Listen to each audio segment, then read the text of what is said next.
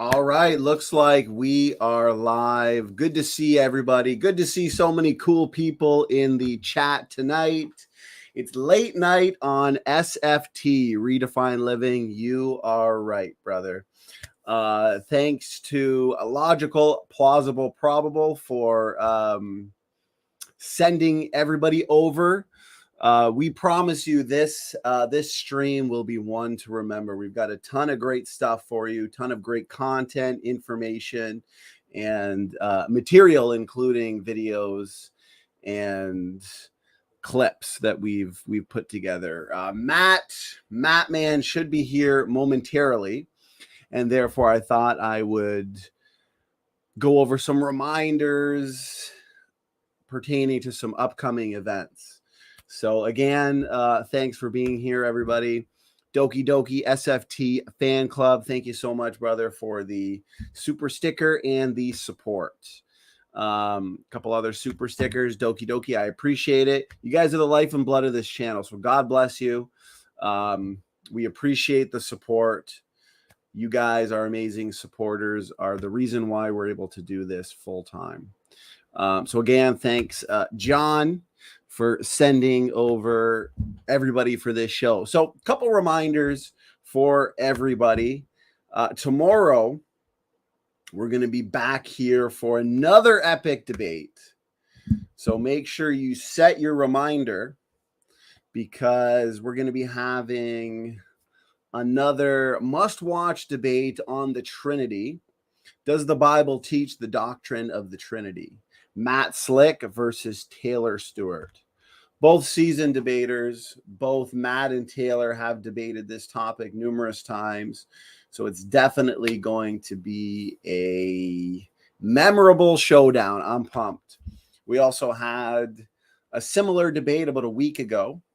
Matt Slick versus Dr. Shabir Ali. That debate's getting a ton of great feedback, tons of content and commentaries around YouTube and the internet pertaining to this debate. So if you have not yet seen it, please do check it out. We've also just scheduled a couple exciting debates. This one I am especially looking forward to.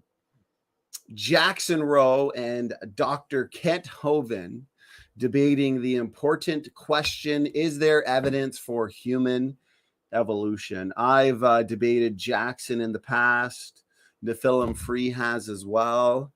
And now Jackson is going to be taking on Dr. Dino himself. So that's going to be on the 28th, sometime next week, I believe next Thursday. So set your reminders for that one. The last Dr. Dino debate we had just last week, we almost set a record. We had like 360 to 370 people. That debate's getting a ton of good feedback. I think it's over 6,000 views right now. That was, if you have not seen that debate, definitely check it out. One of my personal favorite debates, especially on the topic of cosmology. Then, in a few weeks' time, November 5th, the big round 3 endgame. Snake was right, and Dr. Dino debating the Genesis flood, fact or fiction. The last time Snake was here, he debated Joseph Hubbard, which was a must-watch debate as well. They debated the topic of young Earth creation and Noah's flood. So to kind of prep yourself for this epic showdown, check that out if you have not yet seen it. Couple shout outs in the chat. Doki Doki. Yeah, we decided to put on Jackson Rowe's mean face just to kind of pump everybody up, because it's going to be a battle. So no, he's definitely a nice guy. He's respectful. He brings some good arguments, some good up-to-date arguments. So that's going to be a ton of fun. And you know what? I'm going to share screen here because we do have some other lectures as we wait for Matt to join us. I want to let everybody know, I want to remind everybody about these upcoming lectures because I've already got questions coming in. Okay, you can either email me, leave a question over Facebook. You can leave a question in the comment section, because these upcoming presentations, we are going to be having a lecture, but then we're going to be having an extensive Q&A for every single one of them. So because we have the experts here, this is not only the young Earth creationists, our fellow young Earth creationists, opportunity to ask questions, but the critics. If the critics got objections, if they have questions, send them in. We've got some great questions already for Mike Ord this Thursday.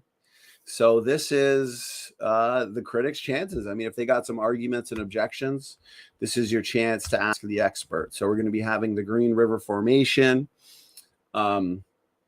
with Mike Ord Thursday. Next week, we got a huge week, 25th, 26th, 27th, and 28th, all epic shows.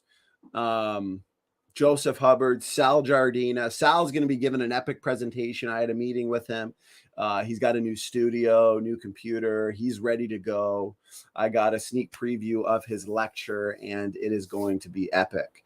And of course, Steph Harima is going to be here on the 27th, giving a presentation / rebuttal to Dr. Kevin Hankey, who made a video response, I think roughly a month ago, to our last video that we did with Steph Harima.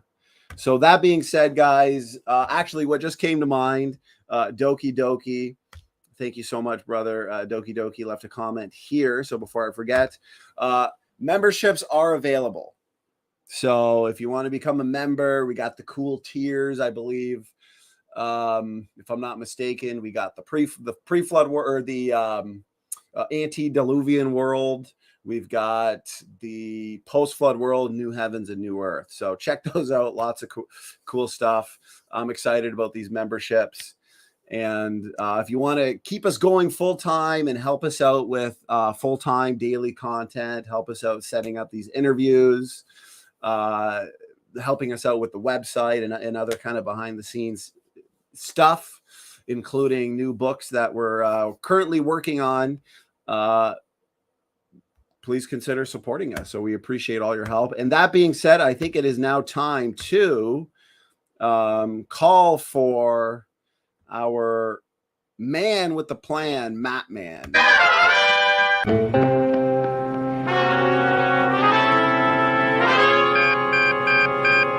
Bad phone signal.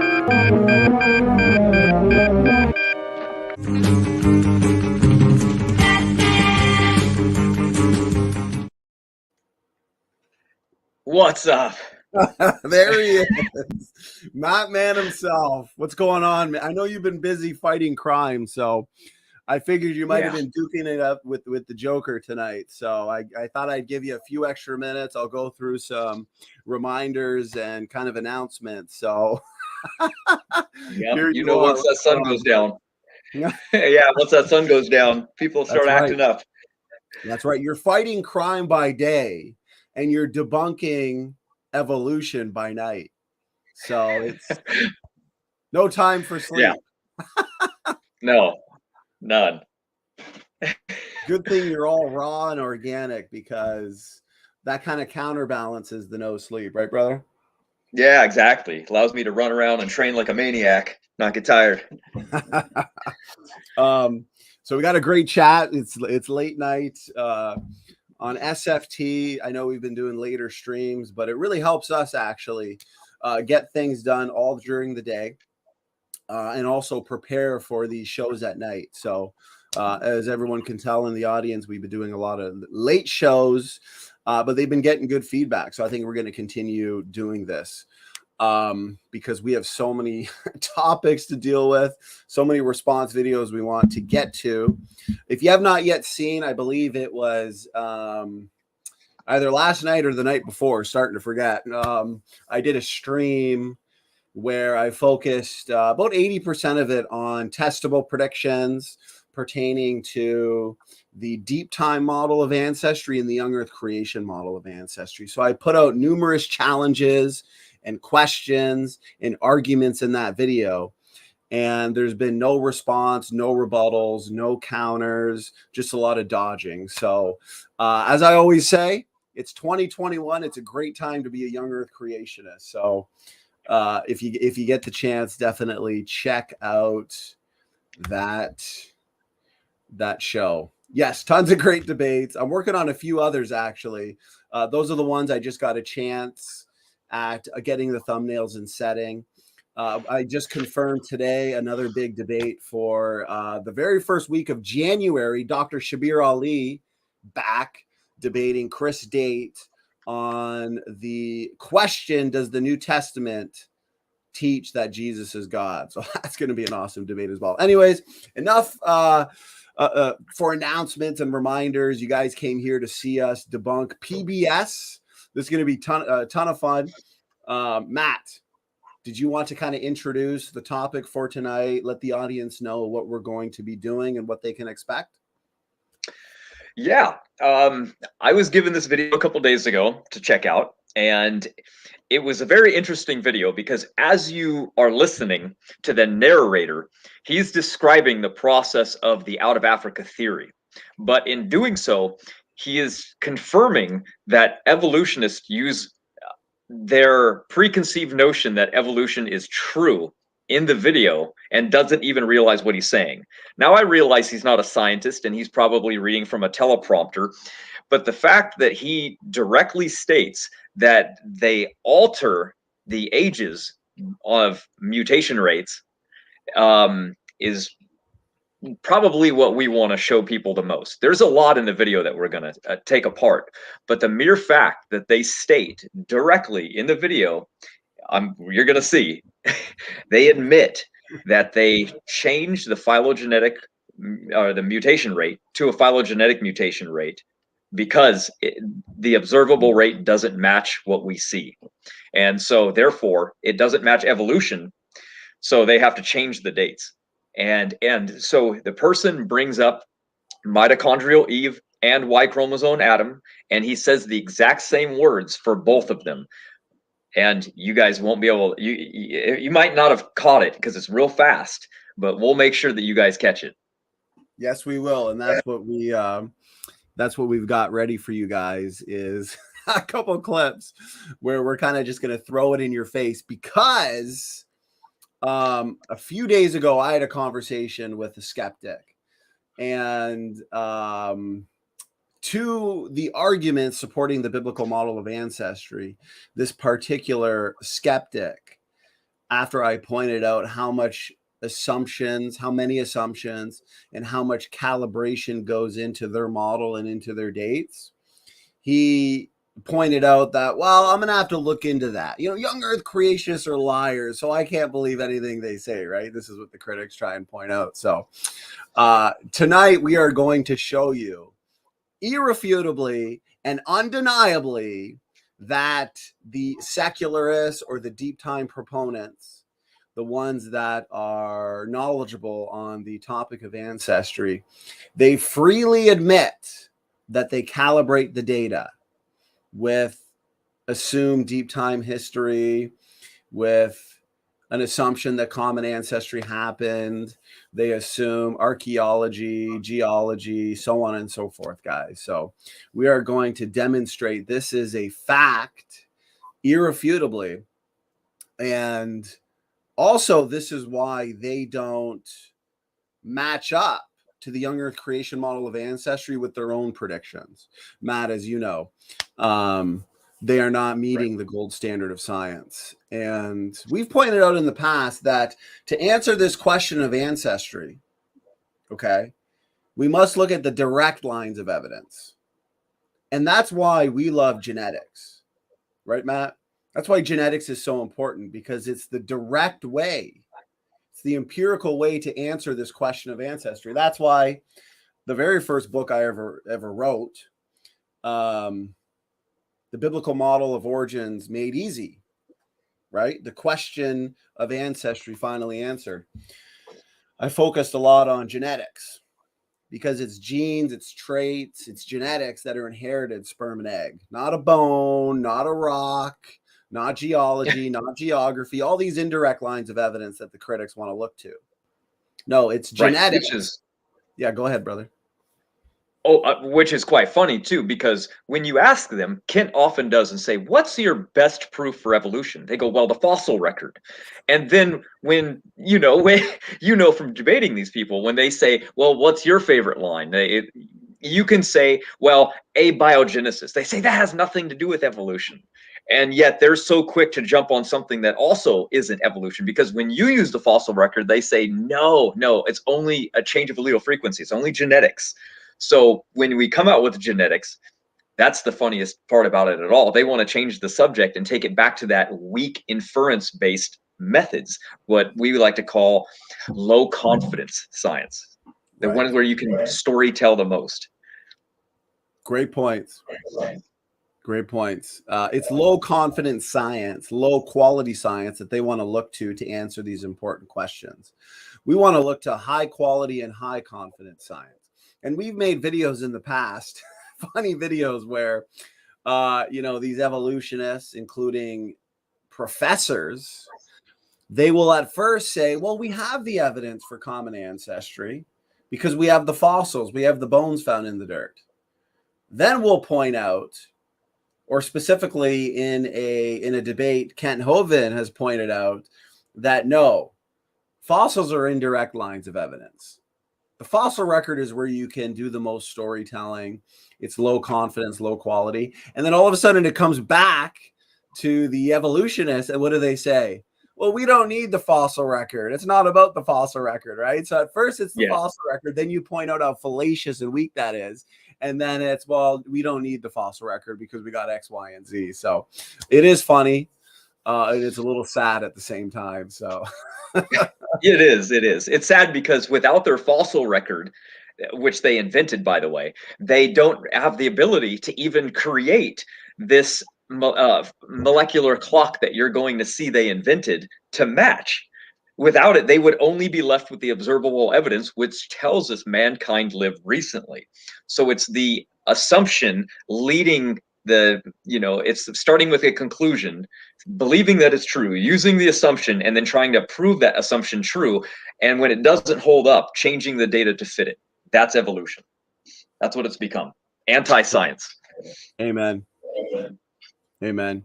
And one thing I want to point out too is the evidence that points to the young Earth creation model of ancestry. It's a double whammy, because it not only refutes naturalistic evolution and theistic evolution, but it actually refutes old Earth creation.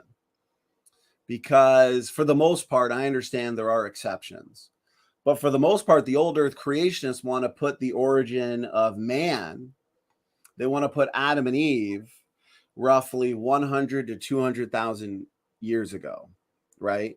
And they want to assume the geological column. Therefore, they want to hold to a local flood, which, by the way, Matt,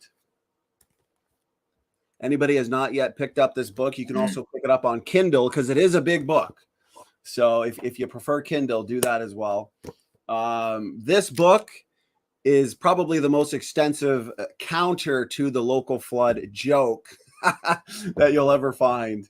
Matt, real quick, actually, before we continue, any rebuttals, any challenges, anything worthy since the release of our new book here? No, which is quite sad, really. I was hoping for maybe a good review or critique, because a lot of people go through all of our books and all of our work. So I'm thinking the same thing would apply to this one, right? And all you read is, oh, forget that. That's nonsense. It's kind of like, well, that's not really a good review. Even if that was a review, it didn't really. Did you look at it? I mean, I gave it for free for a while. So it's not like there's the excuse of like, oh, I'm not paying for that. Well, okay, you can get the free document that I gave out. But nonetheless, I would have liked the local flood proponents to have checked it out, because it's our model versus their model, right? It's not us versus evolution. This is us saying like, look, these guys believe in a local flood scenario. They believe in scripture. So do we. So which one makes the most sense? Which one biblically fits and which one scientifically fits? Now, what happened is because they like to use scripture the most, I wanted to do that as well. So the book uses scripture pretty much 75%. And I've tried to find where Eden was, where Noah, where Noah would have been, what he would have made the ark out of. And I think I've found pretty much the answer to all of those things. So I haven't heard a good reply yet, but it's still new. So well, remember, we also put out, before the release of the book, we put out an hour video with a few aspects of the book, a few aspects to pointing to how we determined the location of the Garden of Eden, a few other arguments. So people who have the excuse that, well, we don't have enough time to go through this encyclopedia, they've got a video exactly to review, and they've failed, they've dodged. The critics know that they're cornered, they know that they don't have an argument. But that's what happens when you compromise the Bible, right? You're going to get called out, your arguments are going to get decimated, and essentially you're just going to have to hope and pretend that those arguments don't exist. I appreciate it. Slavic points out, I think you guys are on the best track. You can look at the genetic degeneration and see that we are not evolving but falling apart. Great point. We've been discussing the reality of genetic entropy for years now. We've had numerous debates on it. Matt has had debates on longevity. And we've examined and critiqued all the best so-called rebuttals and arguments against the reality of genetic entropy. And we have decimated them all. We actually have several videos that we've put out over the last 4 months that go unchallenged. So at this point, the critics are just denying that reality. But it's funny that you say this, because I was debating a theistic evolutionist a couple months ago. And what they like to do is slap and run. They like to just make an assertion and then move on. Not on my watch. Don't be slapping and running on my watch. So the slap and run at that point is, well, there's just no evidence for Adam and Eve. Boom, let me go to another topic. I said, hold it. Hold it. We've been talking about genetic entropy and deleterious mutation accumulation. You had no rebuttal. Okay. Well, take that reality. Take this point of most accumulating mutational damage, this point of highest or greatest genetic load. Take it back to a point in time of least accumulating mutational load, right? Least accumulating mutational damage. That would be a point of perfection, a point of no mutations, and a point where we have genomes of nothing but front-loaded diversity. Free from defects, free from mistakes, free from any kind of mutation-related degeneration. And there was no rebuttal, no response, no counter. And I think a light bulb went off at that point where this individual thought, you know what? Yeah. And mutation accumulation can only go back so far. And where you go back to has to be a genome free of mutations. That's the only way it makes sense.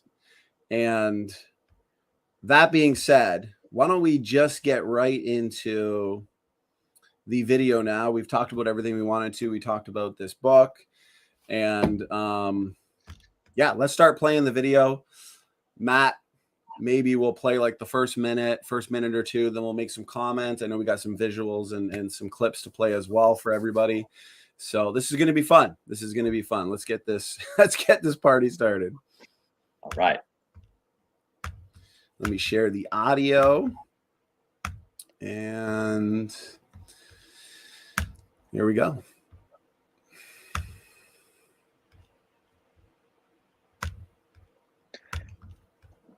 Hit that little square there so it gets it'll make it larger. That way you don't have to see this. Yeah. How's that, brother? Can you hear me? Yep. Sounds right. good. Here we go. I'm just going to turn it down from the external mic, and I'll turn it back up when we're going to talk. You let me know too if you want to pause it. Okay. You have the materials inside you right now to unlock the story of your deep, distant ancestry. And also mine. That's partly because you have mitochondria in your cells, and you got them only from your mother. Right off the bat, I just want to say yes. I just want to say, yes, we agree. So one thing we agree with, yes. Remember, as we were talking about, the direct line of evidence to determine and answer the question of ancestry, it's in our genetics. It's not in a rock. It's not in geology. Okay. It's not in their precious dating methods. It's not in the stars. It's in genetics. That's how we can answer the question of ancestry. That's how we can determine which model is true, separate or universal. And universal would also fit in with deep time, even the deep time old earth creationists, that although they don't hold a universal, they do still erroneously put Adam and Eve back to 200,000 years. So just wanted to point that out. Here we go.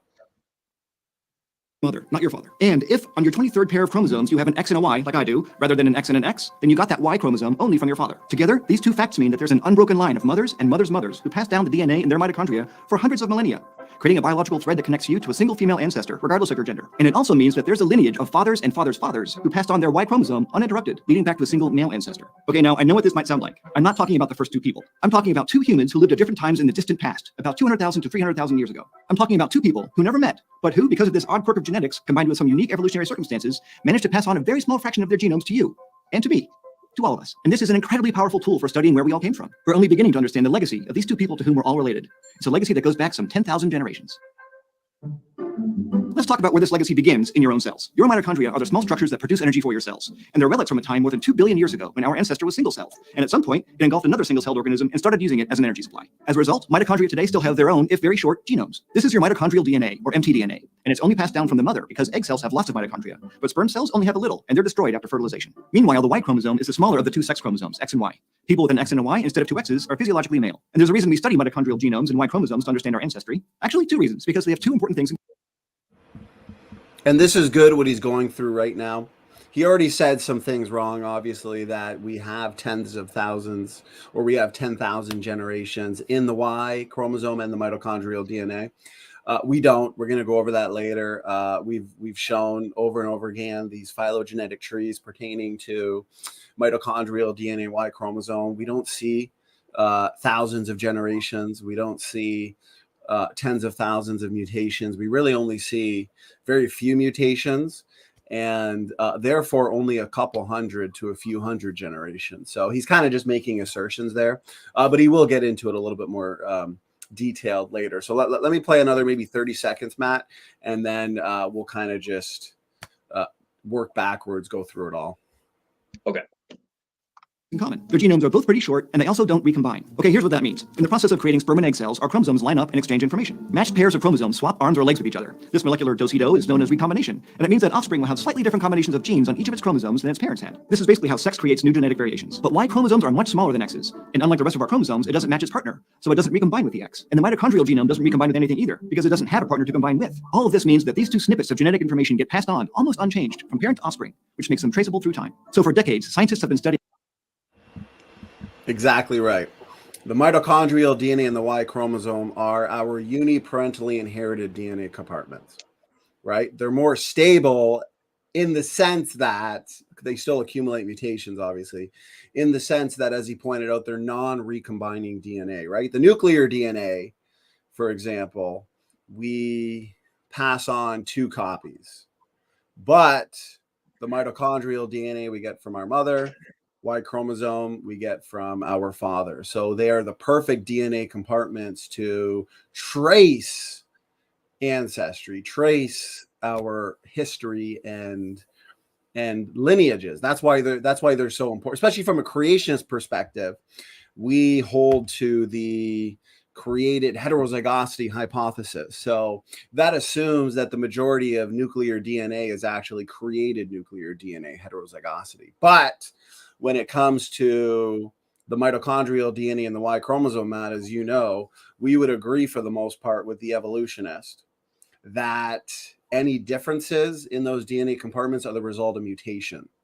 So that's where we can have a head-to-head debate and make head-to-head predictions on those specific DNA compartments. So let me go through, kind of reiterate some of the basics here, Matt, and then I'm going to hand it over to you, okay, brother? Especially for anybody new, we're about to hit 6,000 subscribers. There may be people in the chat that because they're new to this channel, they might not have seen our extensive videos on this topic over the years. So I kind of just want to move back to where he was explaining the basics and kind of reiterate it in a way that is understandable to everybody, but also from more of the biblical perspective, where we're coming from, okay? So we know, as I pointed out, that there exists the nuclear DNA. But then there's these two types of DNA that only comes from one side or the other. For example, we have the Y chromosome that, as I pointed out, comes from our father, and the mitochondrial DNA, which comes from our mother. Okay. You've probably heard that the mitochondrial DNA are the powerhouses or work horses of the cell. It is maternally inherited, while the Y chromosome is paternally inherited. That's why we could hypothetically detect our last male ancestor in the Y chromosome, Noah, which would then go back to Adam. From the mitochondrial DNA, we can track back to Eve.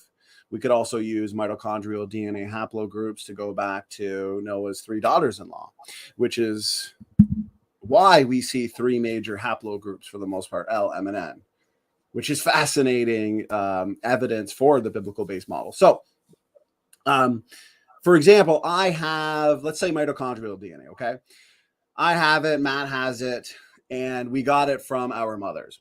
And then my 2 children, soon to be 3, probably in the next month or 2, time flies by, have my wife's mitochondrial DNA. And these DNA compartments give us a way to look deep into the past and answer the important question of ancestry, as this, as the speaker here admitted in the first 10 seconds of the video.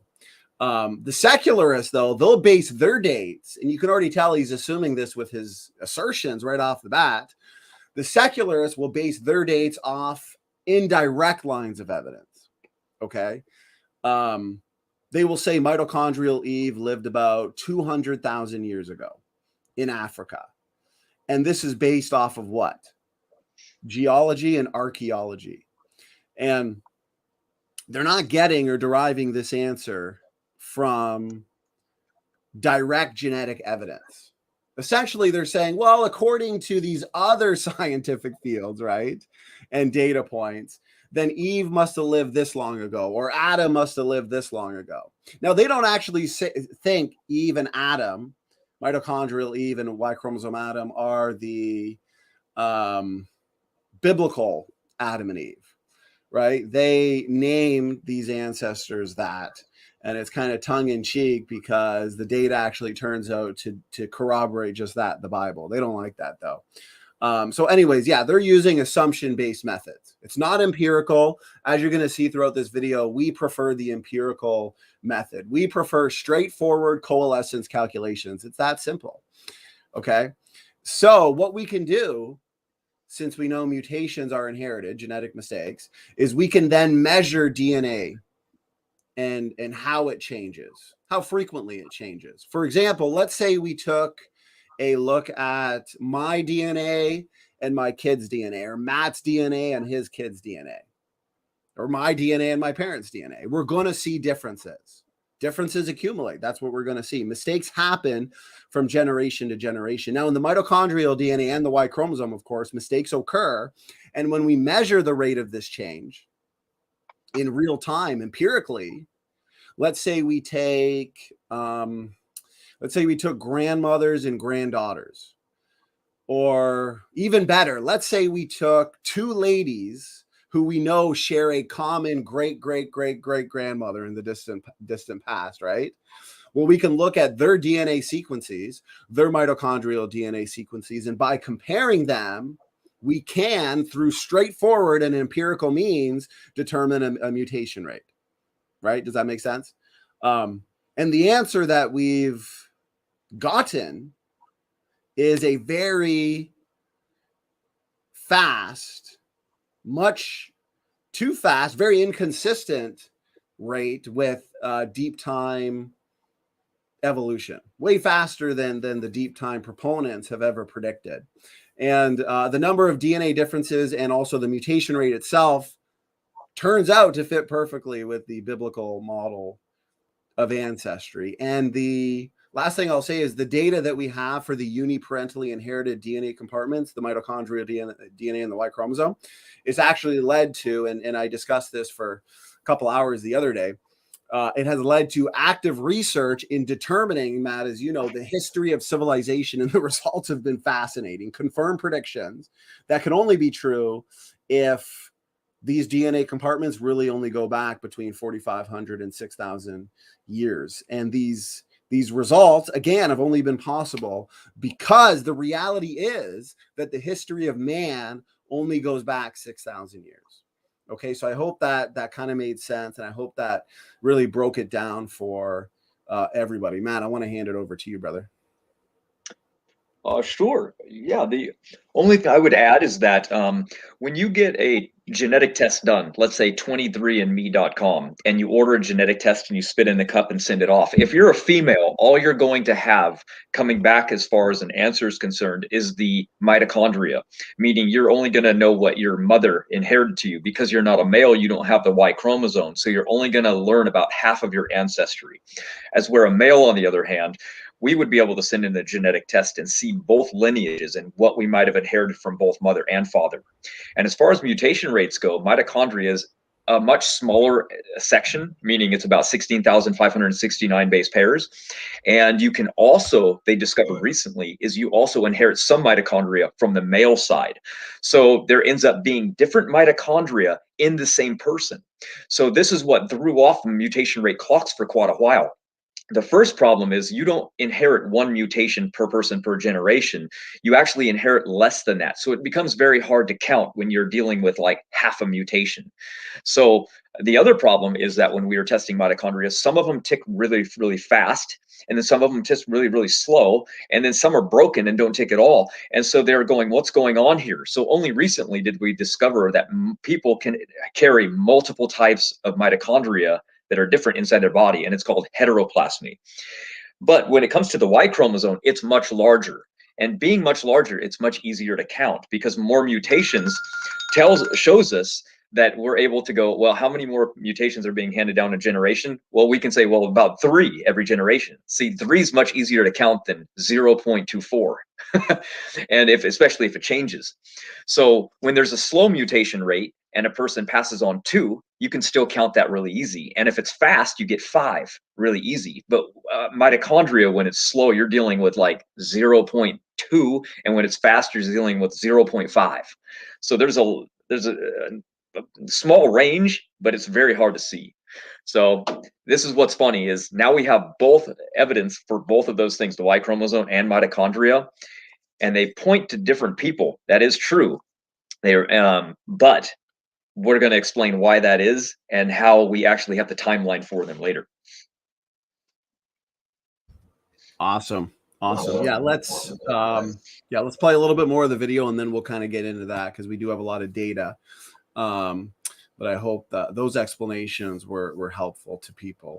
Also, at 2 a.m, at least my time, and we've got a great chat. You know, we've had 40 people in the chat, and I appreciate the support. Doki Doki, Caleb, God bless you guys. Of course, any questions or anything as well, we do like to be interactive.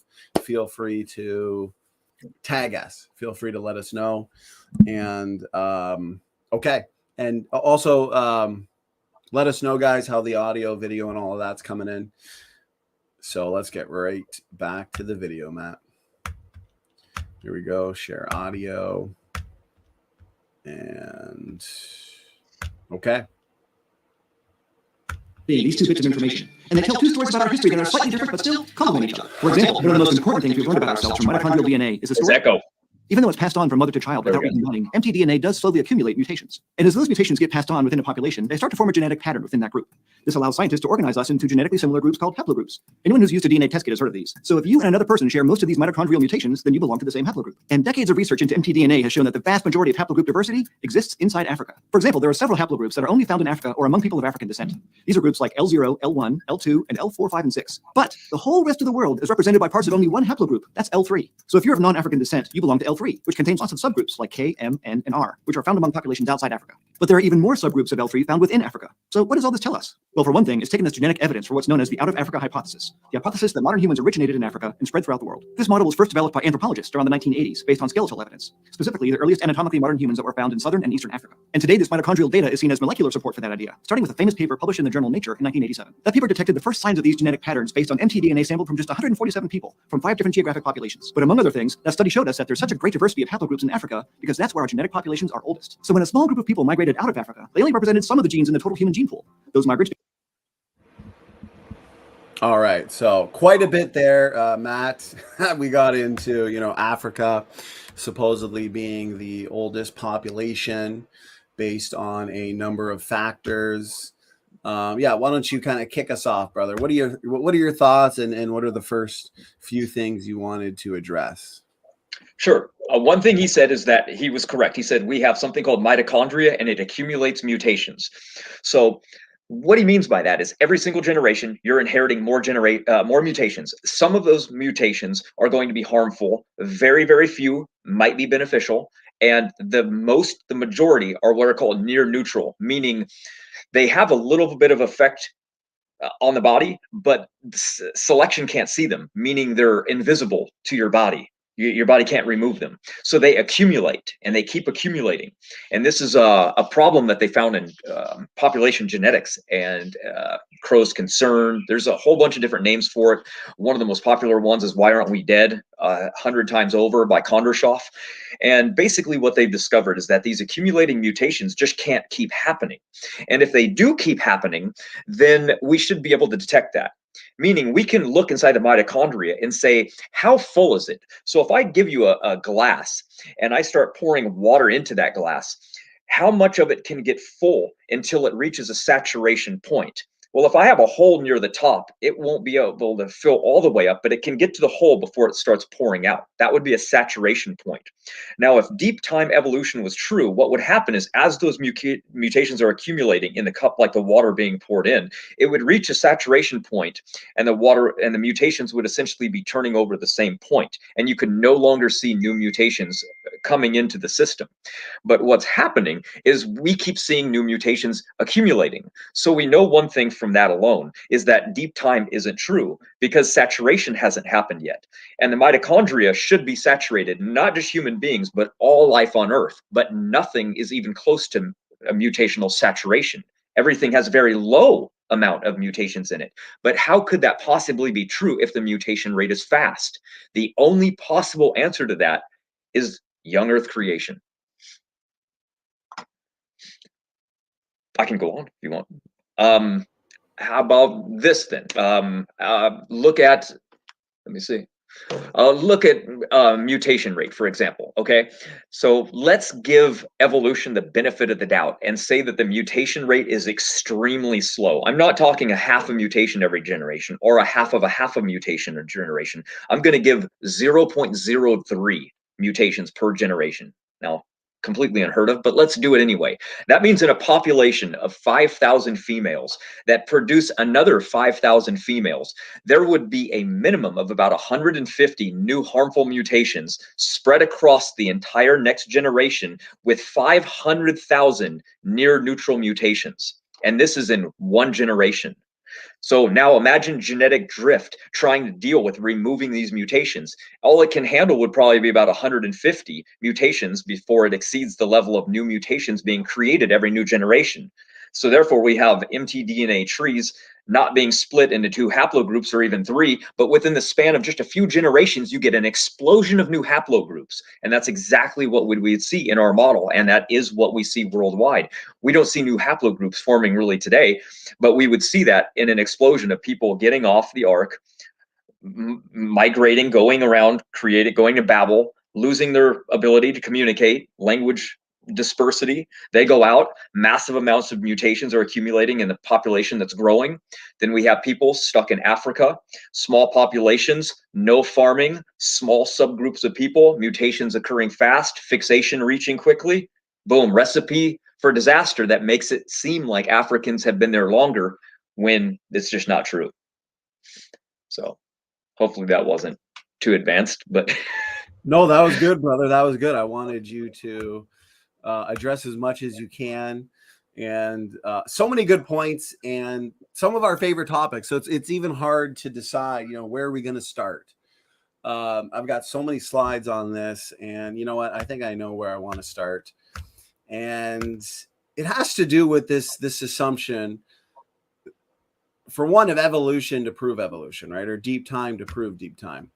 And they make these assertions that, well, Africans, they're older because, there's greater levels of diversity. You debunked that. You had a great explanation for that. While when you look at the raw data, the empirical data, and an example of this is from the HapMap project. Okay, when we look at the raw data, Matt, we see that the genome is young. Without any assumptions, we know that the genome is young, and they have examined, and I like the way Dr. Rob Carter put this, okay? They've examined millions of variants in thousands of people from around the world, and they've made this data. This data is easily available. And in a nutshell, he points out a few things that we learned, at least from this specific project, okay? So he points out that the human genome is young, shared blocks of DNA are large, and there has not been enough time to scramble them to randomness. So remember, when we have these processes known as recombination and gene conversion, okay, and that the genome is recombined and DNA variants are scrambled for the most part from generation to generation. Well, what's funny is we still have these massive blocks of DNA in the human genome that appear to have never been scrambled. They are completely intact, which is interesting because young Earth creationist PhDs have gone about determining Adam and Eve's original sequence because we see these original text strings in the genome. Now, here's the thing. If humans actually do go back a couple 100,000 years, well, then the genome should be much more scrambled. There should be much more evidence for recombination, gene conversion. We see enough recombination and gene conversion. We see enough for a few thousand years, as the biblical model of ancestry would point out. And this population, say 200,000 years ago, they would have came from, right? Populations evolve over time. They would, according to the deep time evolutionary model, at least, they would go back to past ancestors who over time would also be experiencing recombination, gene conversion. Their DNA variants would be scrambled as well. They would be scrambling every single generation. And therefore, we shouldn't see these massive linkage blocks that have no evidence for any separation and any recombination. The same thing goes with diversity. Humans have low genetic diversity. We're all 99.999% similar. So if we actually do go back a couple 100,000 years, and since we know the mutation rate is high in the nuclear DNA, mitochondrial DNA, Y chromosome, and a mutation adds diversity, mutation is adding something that was not previously there. It's adding diversity, right? So even if we went back a couple 100,000 years, and even if there was a massive near extinction population bottleneck, we should still have much more diversity today. We should also have divergent people groups on the planet that are more divergent than each other. But no, the Y chromosomes, every single male Y chromosome on the planet is nearly identical, mitochondrial DNA, nuclear DNA. And from the evolutionary model, if we've been evolving from the Australopithecines up to Homo habilis, up to Homo erectus lived on the earth for millions of years, and eventually Homo sapiens, okay, then that would be millions of years of mutations adding diversity. That's actually why they look to this near extinction event, because they realized, wow, human diversity is so low today, that shouldn't be the case. How do we explain this? Well, they had to retrofit the data. They had to come up with a rescue device, an ad hoc explanation. Well, there must have been a near extinction event or near extinction events at some point in the past. So let me keep going. The human population came from a single source. Most blocks are shared among all world populations, and the human genome is falling apart. Deletions tend to not be shared among populations, but are unique to subpopulations. This is further evidence for the youth of the genome and that we came from a single source population. Another thing I wanted to touch on, Matt, and you can certainly touch on this too, as this is important for our model, is something called Patriarchal Drive.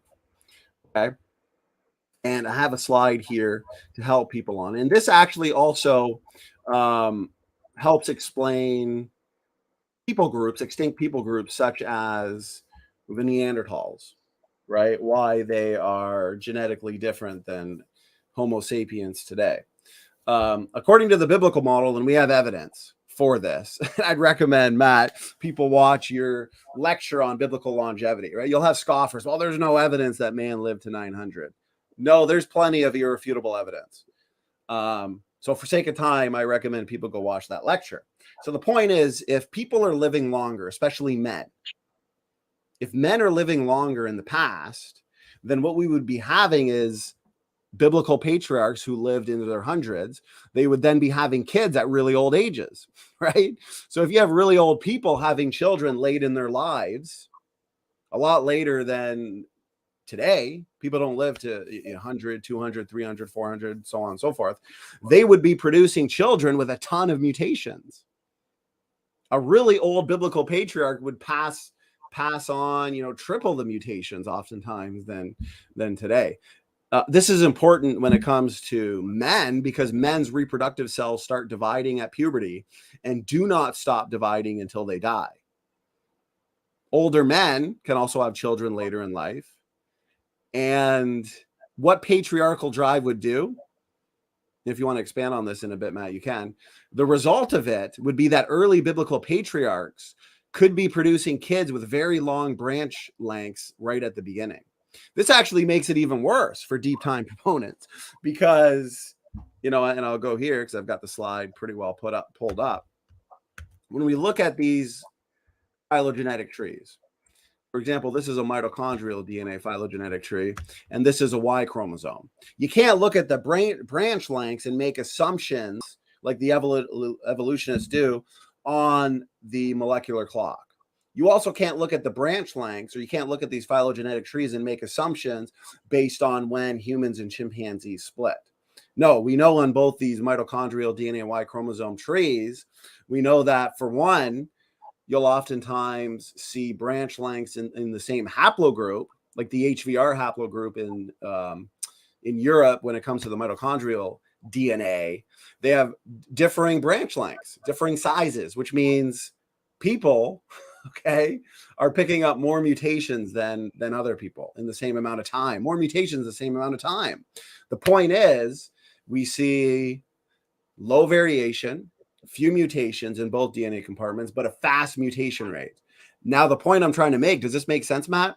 With patriarchal drive, that actually makes it even worse for the deep time proponent, because now we not only have low variation, but we also have patriarchal drive in the past, which means from the young Earth creation model, and patriarchal drive specifically applies to the Y chromosome, mind you. But the diversity we see today is just so incredibly easy to explain from a young Earth creation model and time scale. While it's very difficult for deep time proponents, they're coming up with rescue device after rescue device. Does that make sense, Matt? Did you want to expand on it, brother? Yeah, basically, when we look into scripture, we see people that live for hundreds and hundreds of years old, and we're like, well, we don't see anybody living to that age today. So are these mythical ages, or are these true? Well, as young Earth creationists, we don't just go, well, they're true, but who cares? It just doesn't matter. No, we go, well, let's test that. That's what Patriarchal Drive did. They said, well, let's see what would happen if somebody extremely old did have a kid. So what they did is they used 3 models that were basically 2 of them were peer reviewed, and the other one was put through a program. Essentially, it was a simulator to run it to see how it would do. And what they did is they said, well, Noah is the oldest person that we know of in scripture to have kids. And if all the people today funnel from Noah then that would mean that the entire world had to come from his 3 kids. So therefore, any mutations that he passed on would affect the whole world. So it would have been very different if it was Adam and Eve, because remember, they started having kids right after the fall. So they would have essentially had children that were nearly almost perfect like they were. That's why we don't see any decline in the lifespan of the patriarchs. And then at the flood, it's a steep decline because Noah was 500 years old. So you can imagine the thousands and thousands and thousands of mutations that he passed on just to his kids. So by looking at Patriarchal Drive, we do see that biological decay curve that shows how the linear age decline matches what we see in genetics from inbreeding, and a huge decline from what we would get from somebody that high age. So we have the genetic evidence that actually lines up with what Scripture tells us when we look at those ages in Scripture. So that's pretty amazing. Yeah, that's a very good point. Whoop. That's a very good point, brother. And the fact that young Earth creationists can actually make predictions on mutation rates, the fact that young Earth creationists can make predictions pertaining to the history of civilization based on the raw data really is fascinating. And I wanted to cover a little bit more of this out of Africa idea, right? And maybe we can touch on the PRDM9 enzyme too, or gene in a bit here. But this whole idea that the speaker in the video is putting forth, that Africans are older and therefore the human genome goes back further than 6,000 years, they'll say that refutes the biblical time frame. But they have so many assumptions going into that. And Matt, you touched on a couple of these explanations as well, but there are many assumptions involved as always, right? The Out of Africa story assumes that higher levels of diversity in Africa prove man came from Africa. That's exactly what he was explaining. And that therefore Africans are older than other people groups. But African diversity can better be explained in terms of how human diversity was subdivided after the biblical dispersion out of Babel. The divergence of the people groups does not require a slow accumulation of mutations over time, the molecular clock, but can arise essentially instantly by fragmentation of the source population and strong founder effects followed by assortative mating. People group divergence is most consistent with a very recent fragmentation of the human race. It also goes back to what we were talking about when it comes to these linkage groups, where we have the original text strings of our last common ancestors, Noah and Eve. There's not evidence of hundreds of thousands to millions of years of recombination, gene conversion, and these processes that would have scrambled the genome a lot more. And did you want to touch on the PRDM9 gene as well in terms of how that empirical data helps answer this question of recombination and African diversity? Sure. We know a couple things right now. For those of you that are new to this, evolution holds to what's called the neutral theory. It's that all things mutate at the same rate. So if I'm sitting here and then we drive down the block and we just grab a random stranger and he's sitting next to me, they expect that we're both mutating at exactly the same rate. So therefore, an African would mutate at the same rate as a European, that would mutate at the same rate as an Asian. But what we know now is that this is not true at all. So therefore, neutral theory is invalid. We both have a study on this you guys can read. What I mean by this is we know for a fact that neutral theory is wrong, even looking at Europeans only. When Parsons first did his study in 1997, he ran a mutation rate looking at Europeans, and he actually found that it wasn't just Europeans, but it was a group in Europeans as well, known as the Amish, who mutate 14% slower than other Europeans. So you can't hold that neutral theory is true while there's people mutating at different rates, even within the same haplogroup. So if we know that people are mutating at different rates even today, then why would that not hold the case for humanity throughout time? Of course, there's going to be different rates. Now, what would cause some of these different rates? As young Earth creationists, we would say that one of the major factors has to do with the generation times. The shorter a generation time, the more generations you're going to have, the more mutations you're going to have. So therefore, we're going to see more mutations, looks like deeper time. So take, for instance, if Africans have a population or generation time of 15 years and 5,000 years passes, and then Europeans have the exact same amount of time, 5,000 years, but their generation time averages 30 years, who's going to have more mutations? Clearly Africans, because they're literally going to have twice as many generations. So it makes logical sense that there's going to be more diversity based on that. But there's the other thing, this is what Standing for Truth was saying, is that we also have other things in us that can dictate mutations. Where can mutations also speed up? Well, mutations can actually be enhanced by recombination. Therefore, PRDM9 means more sites for mutations to take effect in. So imagine Neanderthals found. Neanderthal has a larger genome, just like Denisovan. So they have larger genomes with more PRDM9. So they have a larger genome, which means more areas where mutations can take effect. And then they have more PRDM9 sites where mutations can happen. We have what looks like an older, group of people, but it's not. It's a smaller group of people living a long time, building up more mutations than they should, inbreeding, causing lots of genetic mistakes with bigger genomes, more PRDM9, and they're isolated in small groups. That's a recipe for disaster. In Africa, they didn't have the ice age. They didn't have to contend with hunting mammoth for food. So they got isolated. The Sahara Desert started to form, and they were stuck in Africa with small populations. And the reason the population always stayed small in Africa, as where we didn't have to worry about that as Europeans and Asians, is because farming in Africa really just doesn't take place. It never really has either. One of the main reasons could be animals. They've shown hippos coming out of the rivers and just devouring anytime they try to plant anything. That's why people go over there and they try to plant crops for the poor people, and the hippos come out of the water and eat everything. So farming is still hard even today. So as you would imagine, without farming, you can't grow a large population. So that means small population sizes are always going to accumulate more mutations and reach fixation faster. Therefore, when we look at Africans, we go, oh, they have a ton of mutations. They must be older. No, that paradigm is dead now. And what's interesting about what you said there, Matt, is, and after I say this, I'm going to go over some of these slides and sources here too, just to show everybody in the chat that this data that we're providing you is data from the secular literature. This isn't just young Earth creationists making this stuff up. But with smaller populations, a fast mutation rate, we therefore have rapid fixation of new variants, new mutations, right?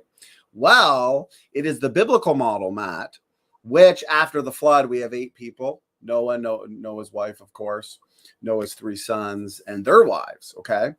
Well, with such a small population, okay, right after the flood, and also at the Tower of Babel, we would have thousands of people that are all living in the same area. They did not follow God's command to spread out all over the earth. What does that mean pertaining to the average substitutions in the human population? Okay. And really how easily it is for the young Earth creation model to explain simply by looking to those 2 bottlenecks after the flood. Well, it comes down to population size. When any time a new mutation is going to reach a fixation, what that means is, how long does it take to walk to the top of a pyramid that's small? Not very long. The more people, the larger the pyramid, the longer it's going to take to get to the top. Fixation is the top of that pyramid. So in today's world, imagine a person with a new eye color, a new mutation. Let's say it's purple and it's very dominant and it's never been seen before. How long before everybody in America has purple eyes? Oh, man, we would never see it in our lifetime, of course. But if I live in a small tribe of people, like let's say Native Americans with 12 people, and a kid's born with purple eyes and it's a dominant gene, how long before that mutation saturation happens, before that entire tribe has purple eyes? Well, just a few generations, and then fixation is reached. So when we see small populations of Africans, fixation is reached very quickly. Right. Great points. Great points. Which means the few substitutions that we see, right, in the mitochondrial DNA, we can also look at Y chromosome diversity worldwide. It's all very easily explainable from the young Earth creation model of Ancestry. We have fast mutation rates when it comes to the Y chromosome. We have patriarchal drive. We also have our bottlenecks after the flood. We also know that these small populations would have, what would have followed was rapid and exponential growth. It's just fascinating that what we see in terms of worldwide diversity, and then focusing in on these uniprintly DNA compartments is exactly what we'd expect from the biblical model. When it comes to the PRDM9, the fact that these sites control activation of mammalian recombination hotspots, it is very interesting when you consider the design diversity hypothesis that God would have created Adam and Eve with front-loaded genetic diversity, front-loaded DNA differences. We also know, based on the DNA function-related data, that God would have front-loaded these DNA elements such as retrotransposons as well, that are functional and beneficial. Then we look at these PRDM9 sites, and since we know mutations destroy them over time, right? We go all the way back to creation, where you have Adam and Eve with this design diversity, and therefore more working PRDM9 sites, you'd have more effective recombination and gene conversion. The whole point is these deep time proponents, when they go into the data, they have a lot of assumptions that are not realistic. They're erroneous assumptions. And I find this to be a fascinating excerpt from a paper called The Landscape of Recombination in African Americans. Okay. And it talks about how in people of West African ancestry, there's been a shift in recombination in the recombination landscape compared with people of non-African ancestry. The larger number of hotspots available to West Africans implies that at the population level, crossovers are more evenly distributed than Europeans. And thus the shorter extent of West African linkage disequilibrium is not due to differences in demographic history alone, such as the lack of an out of Africa founder event. So the point is, genetic diversity does not automatically mean, for example, like Africans have more genetic diversity. That doesn't automatically mean that it's an older population. There are many other reasons other than age as to why a population of humans can harbor more genetic diversity. What are your thoughts, Matt? Yeah, if you guys are familiar with our work, you might know that there are different regions, even within the mitochondria itself, that are hotspots. For example, you know, the mitochondria is just a round circle when we look at it from a visual standpoint, when we're looking at it from a drawing, not the actual mitochondria itself, but the D loop. That's why they call it a D loop. Even within inside the D loop, there are hotspots. Now there's hypervariable regions 1 and 2. Hypervariable region 1, for example, is a hotspot. It turns over mutations extremely fast. So that being a hotspot. Now imagine if there were other areas in the genome, like hypervariable region 1 and 2, ticking in mutations, and now they're gone in a population size. One, it would slow the mutation rate down. It wouldn't speed it up. It would slow it down. So that would help evolution. And yet they're still fast. We can still explain genetic diversity through a young Earth creationist model. And it also shows that if the genome was perfect and better going into the past, like Neanderthal and Denisovan, not being subhumans, but actual humans with a bigger genome and recombination hotspots, we would actually expect them to have more genetic diversity because these haven't been broken by mutation yet. So what happens is, imagine 10 D loops with more hotspots turning mutations over. Man, they would have so many mutations in them, they would look extremely old, more like, or like a primitive person. So when people go, well, evolution doesn't have any evidence, well, that is their evidence. Their assumption is that these are not human beings from modern day times. They must be old because they have so many mutations in them. How could these be a population of people after the flood that only lived for a few hundred years if they have more mutations than people alive today that have lived for thousands of years? Well, that's easy, because small groups of people, tons of hotspots, because their genome was good, fast rates of mutation occurring, inbreeding going on. They were a genetic mess, and they had a better genome. So not everything was broken yet. Now it's broken, so we're missing a lot of those. So that just explains what I believe when we look at Denisovan and Neanderthal. It explains the genetic diversity in those rare people groups that were extremely small. That's a great point. So many great points, brother. Another rescue device they look to, or an assumption, is this idea of coalescence, right? And what they want to do is, well, essentially coalescence theory. It proposes that when you have enough generations, you're eventually going to trace back to just two common ancestors, right? Because we point out we've literally discovered Adam, Eve, and Noah. Noah being our last Y chromosomal ancestor 4,500 years ago.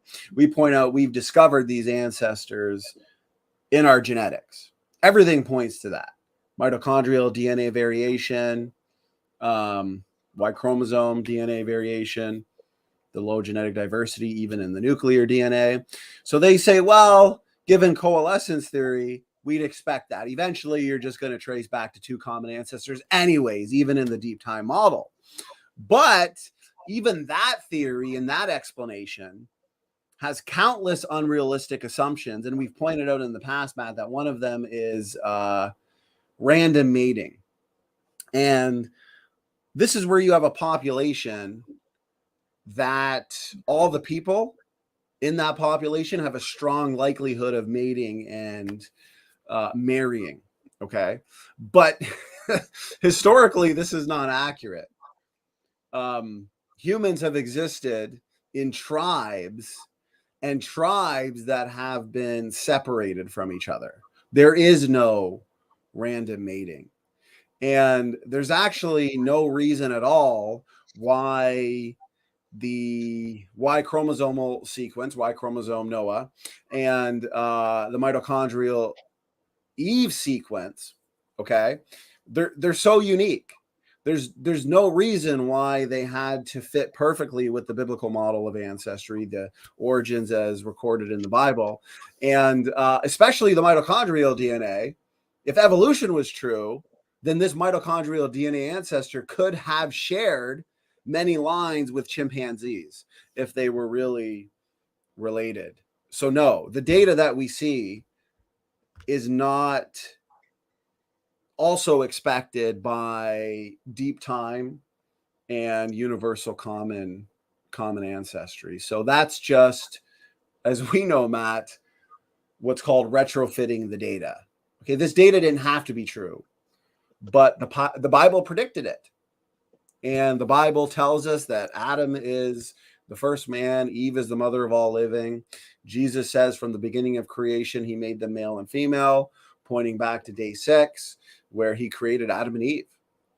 The scientific data perfectly corroborates this. Yeah, go ahead, Matt. No, a couple things. The interesting thing is okay, let's say that they were true. Okay, let's say that this was a hypothetical scenario. They have a couple problems. They've got to retrofit this data to say that, well, people were stuck in Africa. The out of Africa was much later, only 50,000 years ago, probably. That way they can force everybody into one little region and not have a dispersion. But that ends up biting them in the butt, because now they have small populations where fixation would reach so quickly. You would have far more than only 24 fixed substitutions in all of humanity. but we only find 24 total. Another problem is, how come none of the observable mutation rates land anywhere close to 200,000 to 300,000 years ago when they've assumed their population happened? How come they land around our model of what we would predict if young Earth creation were true? They land so far away from the evolutionary model that they want to nitpick and say, look, those numbers pointed at 6,500 years old in the Parsons study. You're off by 500 years. Well, okay, you just admitted that you're off by 295,000 years. How does that help you? They're so busy pointing the finger saying, you guys are off, you guys are off. They forget how far off they are. So why would the numbers even remotely approach what we would assume the genealogies going back in scripture say, as opposed to what the evidence is? It just and here's an error on their part. You constantly hear the critics misrepresent our position. They're saying that all the mutation rate studies, they just go back, bam, right to 6,000 years. Matt, can you explain why that's a straw man? And then also I've put forth a couple slides here, especially one pertaining to the Parsons paper and Gibbons' assessment of it. Why that's significant here. Sure. Yeah, when we're looking at mutation rate studies, we look at all of them. Some of them don't show 6,000 years. The reason for that can be what they were studying themselves. Remember, some studies are trying to figure out who's related to who. Some are looking for disease. Some aren't even trying to get a most recent common ancestor. Some only study hypervariable region 2. Well, that's going to be a very different outcome than if you study hypervariable region 1. You're actually supposed to study both of them. Some of them exclude heteroplasmy, which is taking all the different mitochondria into consideration. So you're going to get studies with vast amounts of different answers and conclusions because the studies themselves are looking for different answers and conclusions. They're not all trying to discover. Matter of fact, one study was just on haplogroups of Europeans, like when was the first European human? And a woman named Anne actually did the study to determine how many generations ago did this person live. It ended up being around like 260 generations ago, the first European. Well, it lands around when we would assume it was going to happen, but it sure doesn't land any time around when they would assume this was going to happen. So you're going to get different answers because different studies are looking for different answers. That's the first answer to that question. Another one is, yeah, you have to look at what the study is actually testing as well, not what their outcome is going to be. Are they looking at a particular region only? Are they neglecting heteroplasmy? Because all of those are going to give you different results. All we have to do as people that love science and as people that are young Earth creationists is be able to give you the explanation of genetic diversity. Can we explain it in our model? Yes, there are extremely fast mutation rates in multiple studies that can prove that a recent common ancestor to humanity went back just a few thousand years ago. Evolution also has to hold to that same standard. They have to be able to prove their model. They can't do it without inventing a mutation rate. And they did that. They invented the phylogenetic rate because their model isn't true. So they had to invent another lie to cover up another lie. We just look at the data and read it and go, okay, it's a little hard to explain with this, but you know what? The fastest mutation rate still gives us a great answer. And that's what's so great about the Y chromosome rate study. Like I was telling you, it's easy to count. And the genetic evidence is really strong in that area. It really is amazing that it turns out that the Y chromosome is some of our best evidence for young Earth creation, especially the young Earth creation model of Ancestry, given how after examining these high quality sequencing studies and data, we have a Y chromosome that mutates incredibly fast. And yet every single male Y chromosome on the planet is nearly identical. Well, isn't that funny? The only way to explain a fast mutating Y chromosome and a Y chromosome that's nearly identical worldwide in men and a Y chromosome that is nothing like the chimpanzee Y chromosome. Okay, when you consider overall architecture, gene content, size differences, it's only about 35% like with the chimpanzee Y chromosome. All of these things combined, the only answer is the Y chromosome's young. That's it. And we hear, you know, these constant arguments from people like Dodgeball Dan, Stern Cardinal, who has really just tapped out and failed at this point. We've done several videos in the last maybe 4 months debunking his latest rescue devices, and he's just given up. He hasn't been able to respond to them. He still dodges and ignores the differentiating lines of evidence, but he also says, you know, we don't understand the difference between, you know, pedigree rates and phylogenetic rates, in that, you know, when we're measuring mutations in real time, we know that some mutations will be weeded out, right? They look to an answer of purifying selection for the most part, and bottlenecks, genetic drift, to explain the low variation with a fast mutation rate anyways. But I found this funny because Dr. Rob Carter demolished the arguments from Joshua Swamidass, Dodgeball Dan, and Guts Gibbon recently. And no sound rebuttal, just a lot of dodging. Even Dr. Carter has recognized that that's what they do, is they don't address the arguments. So Dr. Carter pointed out, Dodgeball Dan, claims I misunderstand, right? Dan always says we misunderstand these things, right? The substitution rate versus the mutation rate.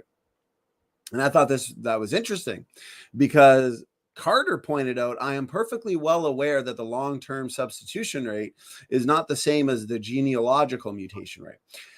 However, and this is important, however, over long periods of time in a population in mutation to drift equilibrium, the two are nearly equal. Yep. There is also not, as he claims, a conflict between the thought that A, most mutations are lost to drift, and B, the mutation rate is approximately the same as the fixation rate. Why? Because even if most mutations are lost, in a large population, many are not. And I like how he points this out. This is basic population genetics. So anybody that was here at the beginning, you know, our first kind of rebuttal to the first part of this video we're doing is we talked about why these DNA compartments, Y chromosome, mitochondrial DNA, are so important in answering the question of ancestry. We also talked about how we can get a mutation rate, how we can measure a mutation rate in real time through pedigree-based mutation rate studies, right? By taking grandmother, granddaughter, or taking two ladies who we know share a common great-great-great-grandmother. We can look at the genetic mistakes. We can calculate how many they are. We can essentially get a mutation rate. Overall, mutation rate's way too fast in both compartments for the evolutionists. Combined with the low variation, it really is just a fatal blow. It is every biblical creationist dream. The data we have no reason to invoke the rescue devices that they invoke. No reason, especially when you start from the Bible, you believe the Bible. What the Bible said is exactly what the scientific data corroborates. So the point is, when we're dealing with these critics, they overlook the basics because they're so focused on the rescue device. They're so focused on refuting the Bible, refuting the history as laid out in the Bible. They overlook and forget the basics. And I like how he pointed that out, that this is basic population genetics. And they know not of what they speak. Matt, how true is that? We've been dealing with these critics for years. How true is that sentence?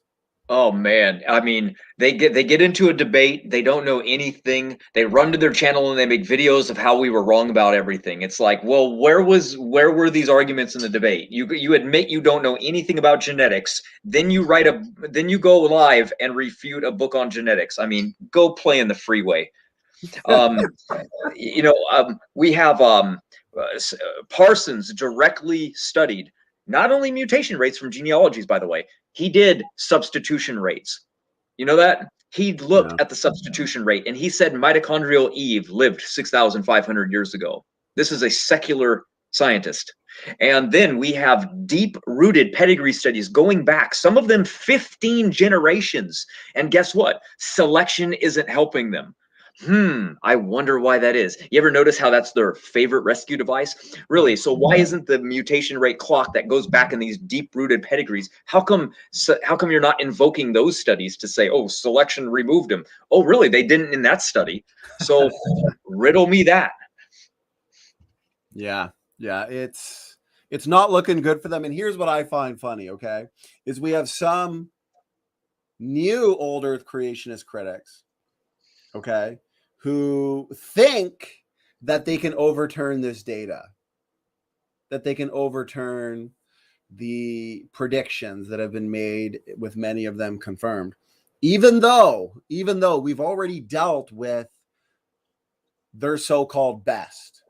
We've already dealt with their PhDs that are actually investing so much time, so much energy, and so much effort to deny reality and to overlook the basics. I just find it hilarious that they think they're just going to come up with something that has not already been analyzed, debunked. Okay. One thing they'll never do is present a better model. They'll try and hyper focus on one thing that they might feel like they can get a point on, while overlooking the entire bigger picture, overlooking the differentiating lines of evidence. So I just thought this was interesting. Oh yeah, go ahead, Matt. Oh yeah, I always like to ask them, when do you think Adam lived? When do you think Noah lived? You get numbers across the board because they don't really have a model. Some might, but I mean, there's no consensus really, you know? It's just kind of like, man, you guys need to, if you're going to have a model and really hate ours, if you're going to critique ours to the point where, no, it's young Earth creation is completely wrong. It's like, well, what do you believe? Well, I don't know. Adam could have lived whenever. I just hold to this model. Well, man, why hate ours so much? You just admitted you don't even have one yourself. The reason you and I exist is to give believers evidence for the reason that they have their faith. We don't want people going off and being like, yeah, my parents taught me young Earth creation. Well, you know, what's your evidence? Well, I don't know. I've never really studied it. That's not a good answer. We want people to have answers because it will enhance their faith. Right. And so that's why we bring you the young Earth creation model, because there's so much evidence for it. I don't see much evidence for old Earth creation because the model's all over the place. I wouldn't even know where to draw the line. Like, where's the flood boundary in the old Earth theistic evolution model? Is there was no flood, I guess, and maybe it was local, maybe it wasn't, maybe it was global, maybe it was actually the time of creation. It's all over the place. And what's funny is, as we pointed out, their very best arguments have already been dealt with. You know, it's why, Matt, you and I do this full time. We study full time. We dedicate hours and hours and hours a day to this, because we love the truth. We want to get the truth out there. We want to bring people to the truth. We want to strengthen the faith of our brothers and sisters and fellow Christians.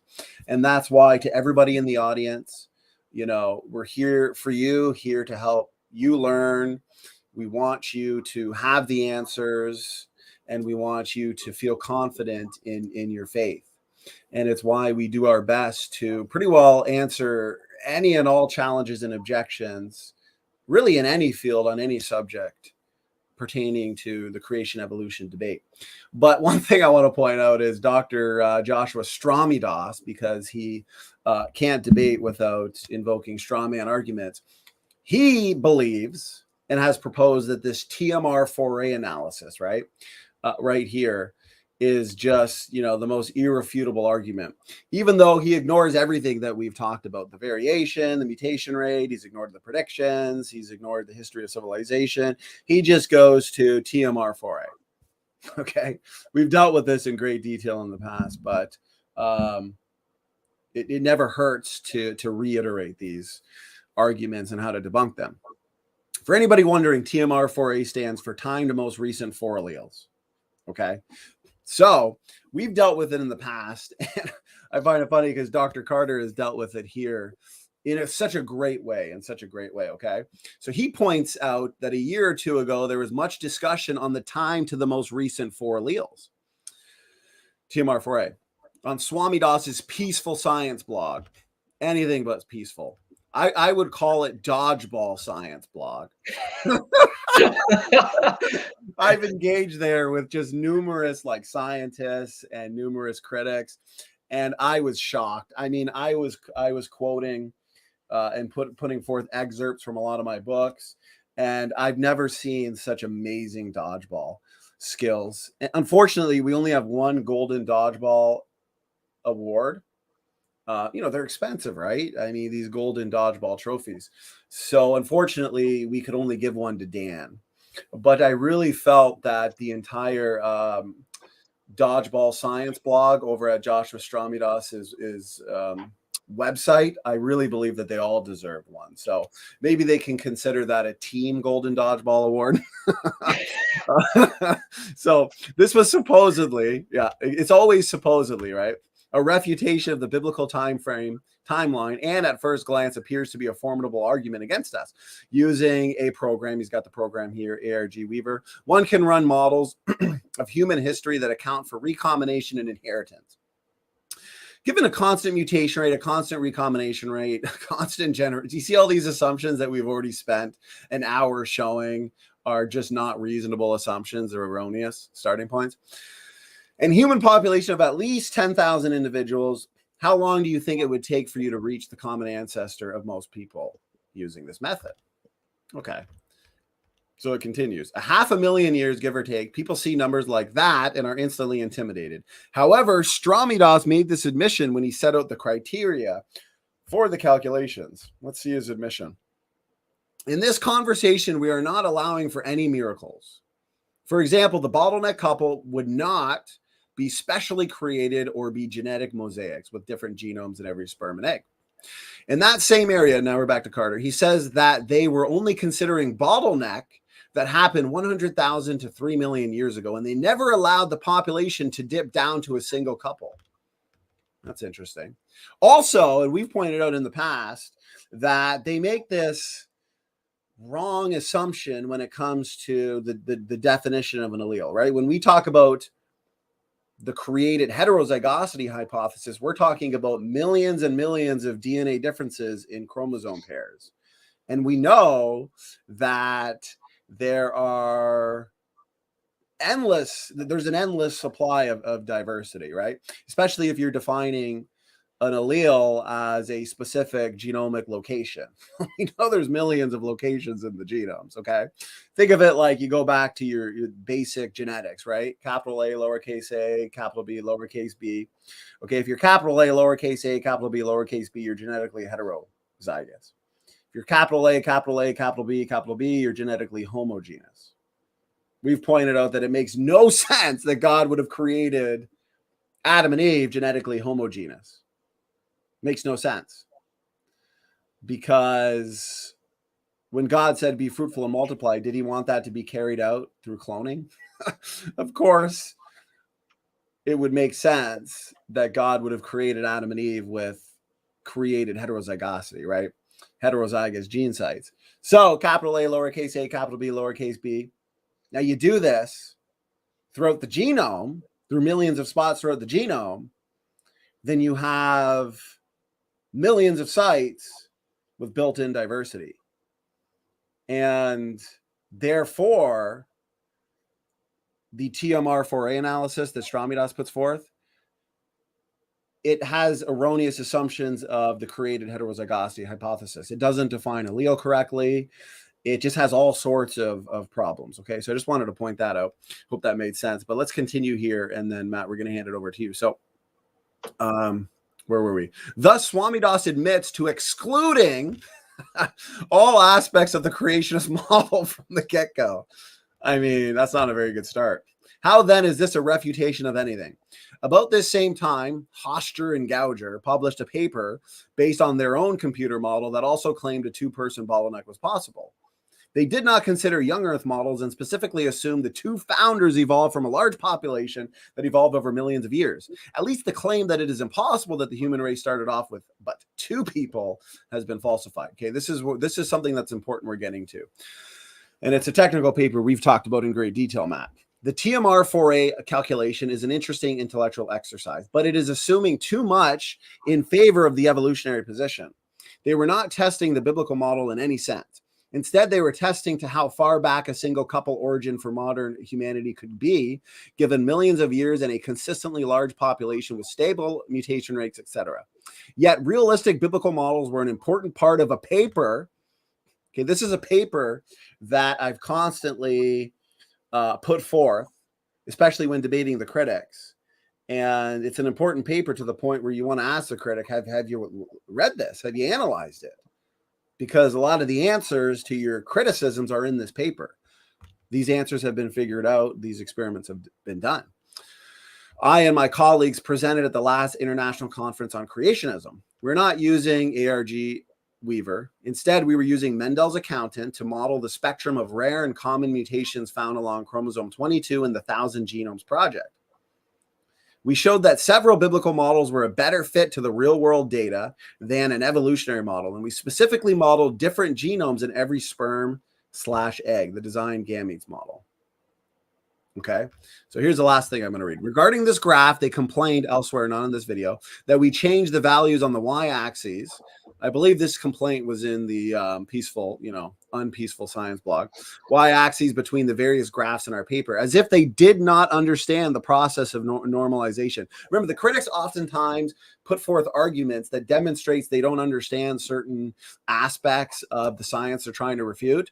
But how can that be possible, especially if you're a PhD? No, it's because they want to straw man, misrepresent, leave things out, because they know that most of their audience are not professional scientists and they've not really studied this. So they just hope to deceive their audience, right? Hoping that they don't go look into it, hoping that they don't go look at the other side, hopefully that they don't examine it to the point where they're going to see, wow, I see why they call him Dodgeball Dan. I see why they call him Joshua Stramidas. It would have been nice to have all the world's computing power at our disposal so that we could model going from Adam and Eve to 7.5 billion people over the course of 6,000 model years, all the while tracking every mutation that happened in duplicate 3 billion letter digital genomes. We would then have had as many mutations to track as seen in the 1,000 genomes data. Barring that, the data had to be normalized to be comparable. My point is that models are always limited, ours and theirs included. Now, right here, if you look at this graph, okay, and read through the paper, you'll see, and they pointed out here, that there's a number of different biblical models that align surprisingly well with the actually observed allele frequency data. So I know that that was kind of a mouthful and that was long-winded, but Matt, as you and I always do, brother, we like to leave no stone unturned and just destroy them all, right? Exactly. So yeah, go ahead. I'm going to hand it over to you, brother. No, I just agreed. I just said exactly. We want to give the audience a good, well-rounded argument. You know what I mean? It's like, hey, look, guys, there's a couple models too. So if you can even read through and be like, I just don't like that one very much, it's okay. There's multiple flood models too. Half the population are kind of divided between hydroplate theory and catastrophic plate tectonics.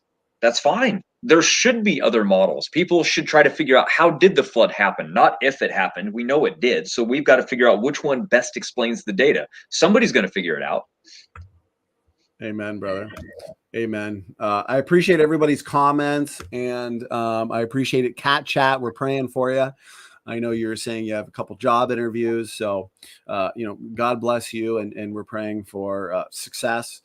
Also, thank you for the super chat, super stickers. Matt, did you want me to play some more of the video? And next, I know you have a couple clips where we're really going to just show people that calibration is a real thing. Calibration is a fact. Yeah. Are we going to do that after the video? Yeah, let's just go through it all. That way, if we run out of, I don't want to run out of time playing. Yeah.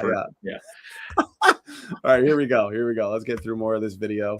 Right. I think this is going to be another video that the channel owner, right? He'll look at this just like Simon Dan did, and he'll just say, there's no way I'm going to be able to counter that data with data of my own.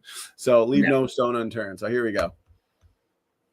Became the founders of their own genetic lineages found within the haplogroup L3, but there was still an older source population in Africa that they used to be part of. Now, they can also use changes to our mitochondrial DNA to estimate when certain lineages split off from each other. This method is known as the molecular clock, which we've mentioned before. It's based on the idea that mutations occur in empty DNA at a pretty regular rate. But since that rate of change isn't the same across all of humanity, the clock needs to be calibrated.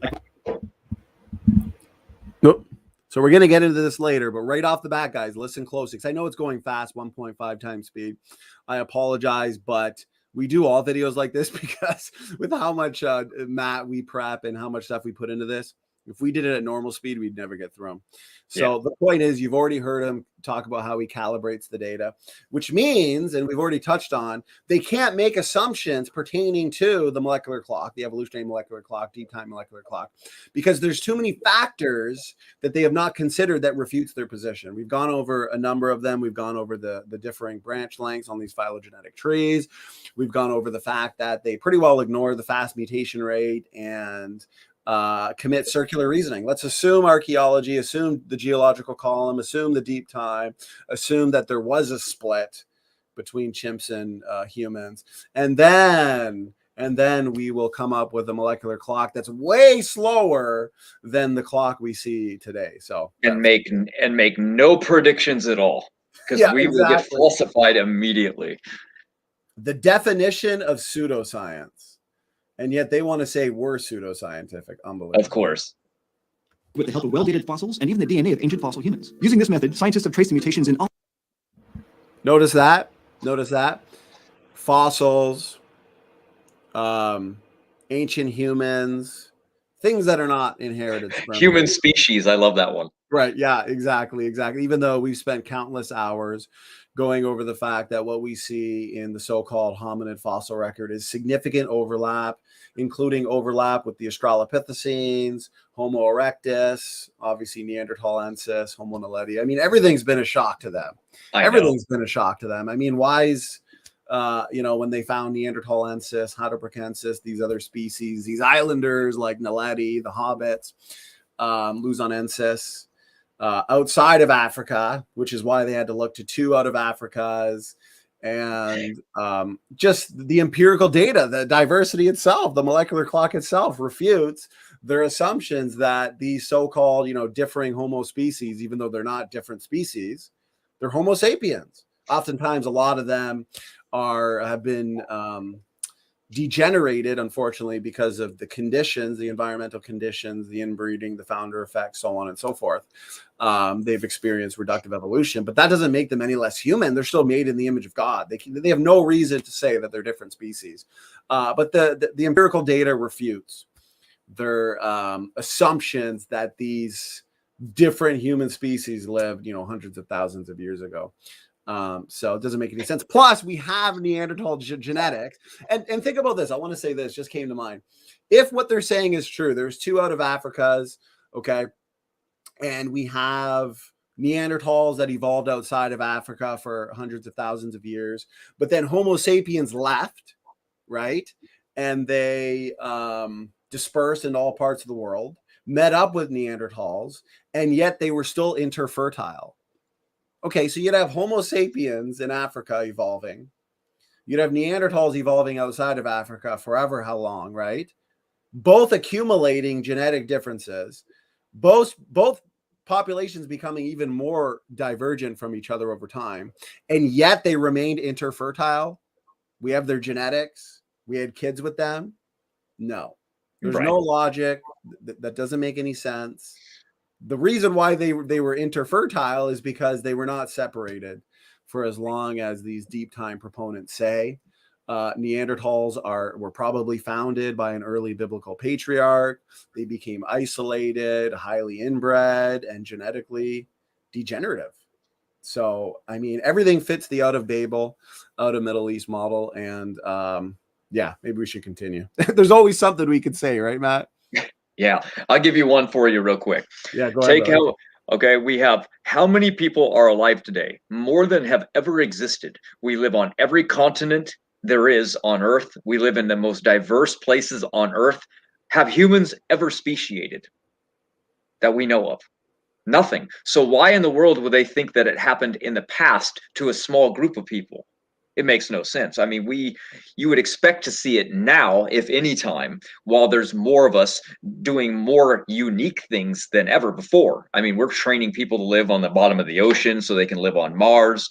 We're sending them up. People live in the most frigid area where they could have never lived in the past because we can get food delivered to them to live in Antarctica while they're studying core samples.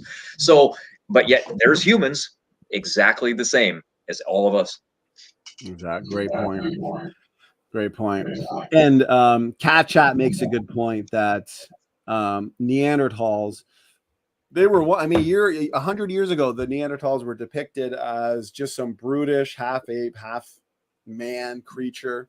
Now we know that's all been overturned. We literally have their genetics. We were interfertile with them. We mated with them. They were highly sophisticated. They buried their dead. They had purposeful navigation. Stronger, faster, see better. I mean, you name it. Right. Right. Exact same FOXP2 gene. Yep. Human in every single way. Oh, Thyroid but what about their bone. morphology? I mean, environment has such an effect now on morphology and phenotype, we know, that the Neanderthals living in this eco-glacial system, combined with the inbreeding, combined with the fact that they were superior, as you were talking about, Matt, you have superior genomes, a superior people, now put into an environment that's horrible. The consequences would then be horrible. And that's why we see such a fast decline. Matt, it would be like you, who probably has nothing but, your body's probably nothing but just alkaline, right? And if suddenly you just went on the supersize me diet for a year, I mean, you're going to decline quick. Your body's not used to that, brother. Right? I would break out after probably eating like a couple slices of pizza. You know, I'd be kind of wrecked. Yeah, it gets real sensitive when you eat good for a while to like kind of just throw everything to abandon and be like, I'm just drinking soda and eating candy. Oh, yeah, you can't do that. Kind of like can't go the other way either. You know, can't. You really feel the effects when you go from eating really unhealthy to really good as well. There's right. both extremes. Transition, detox symptoms. So you can imagine these early biblical patriarchs that are coming out of a pre-flood world. Never eaten meat. Yeah, right. Not used to the environmental changes, conditions. Mm-hmm. Some of these populations that become isolated on islands. That's why it's so interesting that we have the same reductive evolution related features and anomalies in these islanders like Naledi, Floresiensis, which people know as the hobbits, Luzonensis. And it's like, these aren't pre-human. The reason why they're all so similar in their anomalous features is because they were all isolated people groups after Babel. Maybe some of these people groups actually spread out before Babel and became isolated. That could have been the case with Neanderthals or Erectus. So those are the consequences of those conditions. So you have these pre-flood people coming into a post-flood world and breakaway populations isolating themselves. I mean, this is exactly what we'd expect. So they'll pick up the most anomalous features, the most anomalous bones, and say, look at this, it's basal. Look at this, it's primitive. Look at this, it's pre-human. No, oftentimes it's diseased. There's pathology. It's the result of reductive evolution. It's not transitional. It's not pre-human. It's not primitive. Their arguments for human evolution are really weak. Especially since we see that today. We can go to these islands and see pygmies. They used to throw them in zoos a long time ago. I mean, they're still there. You're restricted to your food supply. You can't grow to 6'9" on an island that's only going to supply you 600 calories in a day. That wouldn't even make sense. So natural selection is going to be like, yeah, you're staying small, buddy. I'm sorry. So, Exactly, brother. And that's why we see a lot of these so-called hominids, pre-humans with small brains. You'll see like the Ericas of the world, right? They'll deceive the audience by lining up smaller brain to larger brain, when in fact we know all of these human variants lived at the same time. It was, if anyone's familiar with Lord of the Rings, it was like Middle Earth. We have all these people groups living together at the same time. In Lord of the Rings, you had, elves, dwarves, humans, orcs, whatever. So there was overlap. So they can't line them up in some progression. No, they all live together at the same time. Even Lee Berger, famous paleoanthropologist, has admitted that Australopithecus afarensis is probably a chimeric species, mixture of human and ape bones. Plus, we got footprints that go back right to your earliest Australopithecines. I mean, it's not good for them. So what we're actually looking at with smaller brains, with like Aractus, Floresiensis, Naledi, so on and so forth, is what happens with reductive evolution, natural selection. It's not worried about the long term. It's worried about the short term. Okay. And what we see is the fact that brains are energetically costly. So over time, especially when you have island dwarfism, what you have is shrinking brain sizes in order to preserve energy. It's survival. Right. It's selection. Yeah, go ahead, brother. Yeah, and for those of you who are like, well, what about Neanderthal? I thought they were having a hard time getting food. How come their brain didn't shrink? That also comes down to natural selection. What I mean by that is, think about where Neanderthal lived. If you lived in snow and didn't have very much visibility, but you were required to have to try to find food, well, you better be able to see really good. So we know when we look at Neanderthal, their skull is larger than ours, but it's larger in a very unique area in the back, in the cerebellum. So that's what's associated with coordination. And they found that that same part of the brain that's really large in the back has to do with vision.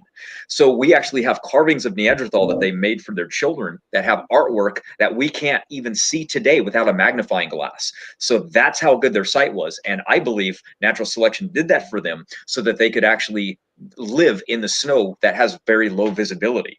So that's why they were able to have it. And think about what meat supplies: extra ketones for the body, which supplies more energy and fuel for the body so that it can actually thrive in horrible conditions. Remember, God created humans to be able to drive.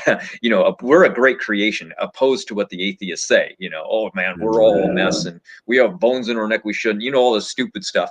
So we're actually an amazing design, because look at us. We really did dominate the world.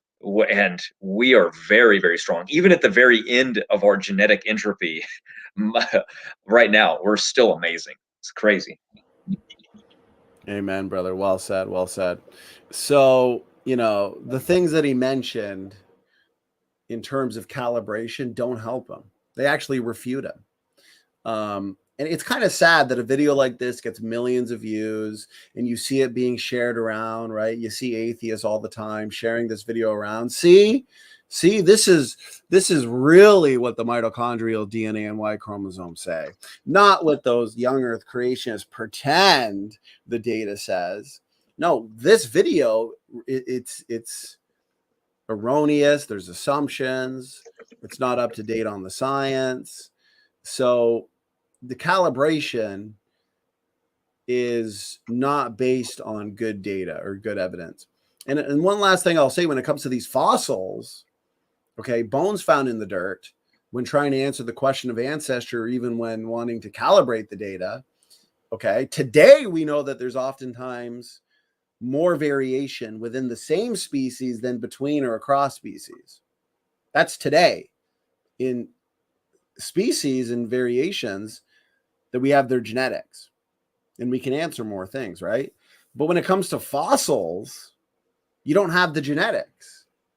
So it's hard to figure out what may be the result of convergent evolution, or what might just be homology, or because there exists more variation within the same species oftentimes than between, you may, based on morphology and anatomy and a bone, conclude, hey, these are different species, but really they're the same species. Or as we've seen, they've taken the same dinosaur species in different stages of its life and concluded different species, even though it's the same dinosaur species, just in different stages of its life. So you know what? It's not a good idea to look to low quality, low confidence science. And that's what we see over and over again. They're looking to. Go ahead, brother. Oh, no. I'm good. We're ready to move on. Let's do it, brother. Here we go. all the major lineages of people from haplogroup L3 that appear outside of Africa. Where those non-African groups converge in time, we find the earliest humans that left Africa. And the data suggests that this happened around 70,000 years ago. And going back even further, it appears that all known haplogroups converge at a single female ancestor who lived roughly 200,000 years ago. So our mitochondrial ancestor can tell us a great deal about where we came from and when. But we also have to talk about what she can't tell us. She isn't the first woman of our species or the first anatomically modern human or anyone really special for that matter. For one thing, there's evidence of modern humans as far back as 300,000 years ago in northern Africa. So we know our species was around long before this woman lived, for thousands of generations. But their mtDNA just didn't make it to the present day. The fact that one woman passed on her mitochondrial genome to all of us is really just a matter of chance. Think of it this way. In any given generation, a woman might have sons but not daughters. And if she only has sons, that means none of her mitochondrial DNA will get passed on. So our mitochondrial ancestor is the only person who managed to have one or more female offspring, who in turn also had female offspring in an unbroken line for the past 200,000 years, by sheer chance. Now naturally, there are a lot of limitations to what mtDNA can tell us. The dates it provides us aren't very precise, and the genomes themselves are small, representing a tiny fraction of the information that's in our whole genome. And of course, they only tell us about half the population, females. So while mtDNA was crucial as an early source of genetic data, as sequencing methods started to improve, scientists began studying the other non-recombining stretch of DNA, the Y chromosome.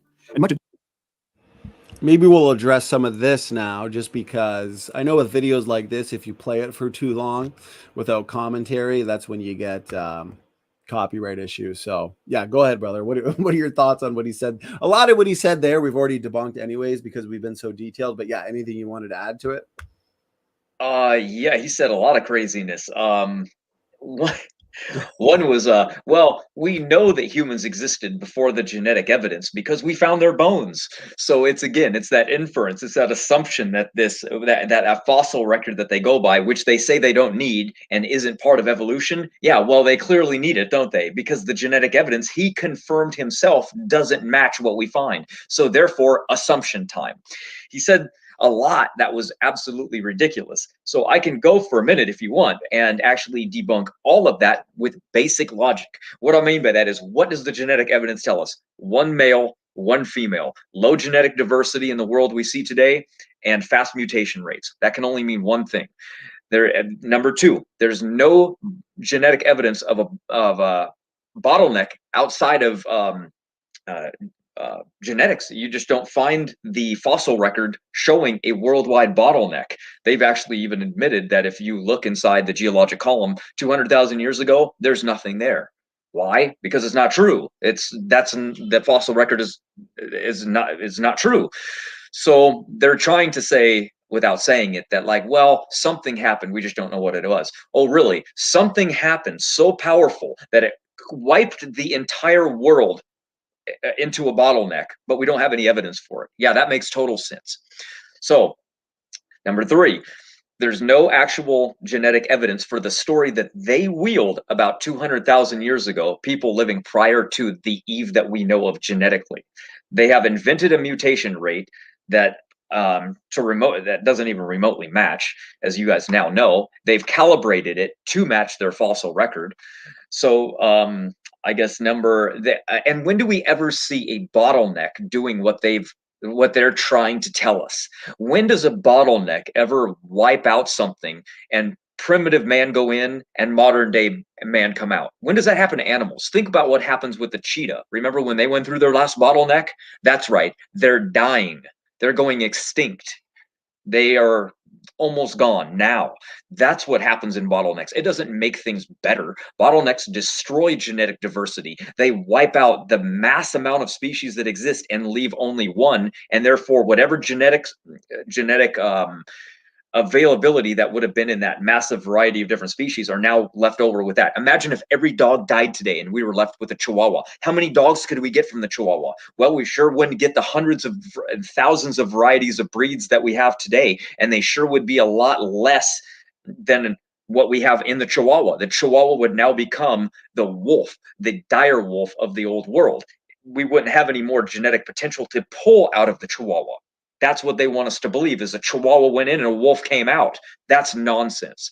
Number four, there's no logical explanation why all of the supposed 10,000 other women that were supposedly living when Eve lived, that disappeared without a trace, right? Where are the hundreds of thousands of bodies of humans that should be in the ground before this mitochondrial Eve? They're not there. If there's no evidence for these people, why believe they existed?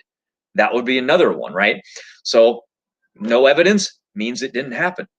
They can believe it happened, but they want to admit that evolution isn't faith-based. Well, okay, Well, where's your evidence? Well, it's not there. Okay, it's faith-based. Number 5, let's use some basic math and logic now to figure out the truth. You see, if there is another problem, according to evolution theory, about 125,000 years ago to 200,000 years ago, there are about 10,000 women alive. Okay, 30,000 individuals estimated, and that's about, let's say 20,000 average. Okay, worldwide, by the way, worldwide. Now, let's say that half of them were women. Okay, now that's the potential average of 10,000 women are alive right now. Then a bottleneck happens, or let's even say that's 10,000 mitochondrial lines we should find in the human population. We don't find that. We don't find that anywhere. We only have one today. What are the odds? Extremely improbable, considering there should be 10,000 other women, unless they want us to believe that they only had boys. That's what the video said. He said the odds are they had males. So 10,000 women, 9,999 of them had males or no children, and one had a female. Go play in the freeway. It's getting stupider by the minute. Every time I try to even think of these things out loud, it gets stupider by the second. We're so gullible. That's why they teach kids this nonsense, is because it gets so stupid. They know an adult wouldn't believe it, and they don't portray this and to give you all the facts like this. They wield it in this little story, and then they hide everything and be like, oh, you notice how hard it was to notice that he said calibrate? Most people just breeze right over that. They don't even notice that it says right. it. Right. So here's another one. People wouldn't even notice that. Yeah, that's it. Yeah. I want you to continue, but that's such a good point. Yeah, they don't even notice because they just sneak it in there. Well, we've got a molecular clock, and then we calibrate, and that's why the debate discussion, whatever I was having a few days ago, where the specific critic was like, I'm gonna have to look into this. Are they really making assumptions, calibrating? Yes, they admit it. It's all in their videos and it's all in their papers. It's in their articles. Doki Doki SFT fan club, I appreciate the support. God bless you. That's awesome. So Matt, go ahead, brother. I just wanted to add that. Continue. You're killing it. This is great. No, I was going on a tangent. Let's keep going with the video, man. No, keep going, man. This is good. This is good. Unless that's the last point you wanted to make. It's up to you. No, I can keep going on this. I can. This one's the most ridiculous thing of all, because they want us to just take logic and just throw it away. Don't think about the scenario about what was occurring back then, right? So what was this bottleneck? Well, they go, well, it was probably a volcano. Okay, well, a volcano would leave evidence. It would wipe humanity out. So they want us to believe that all of a sudden these primitive human beings that were so dumb, they didn't have farming, they didn't have agriculture, they didn't have math, they didn't have a writing system, they didn't leave behind any history, they didn't build any megalithic structures or have farming of any kind, they didn't have anything. And then all of a sudden they get eradicated by some volcano or some mystery comet or something like that never left any evidence.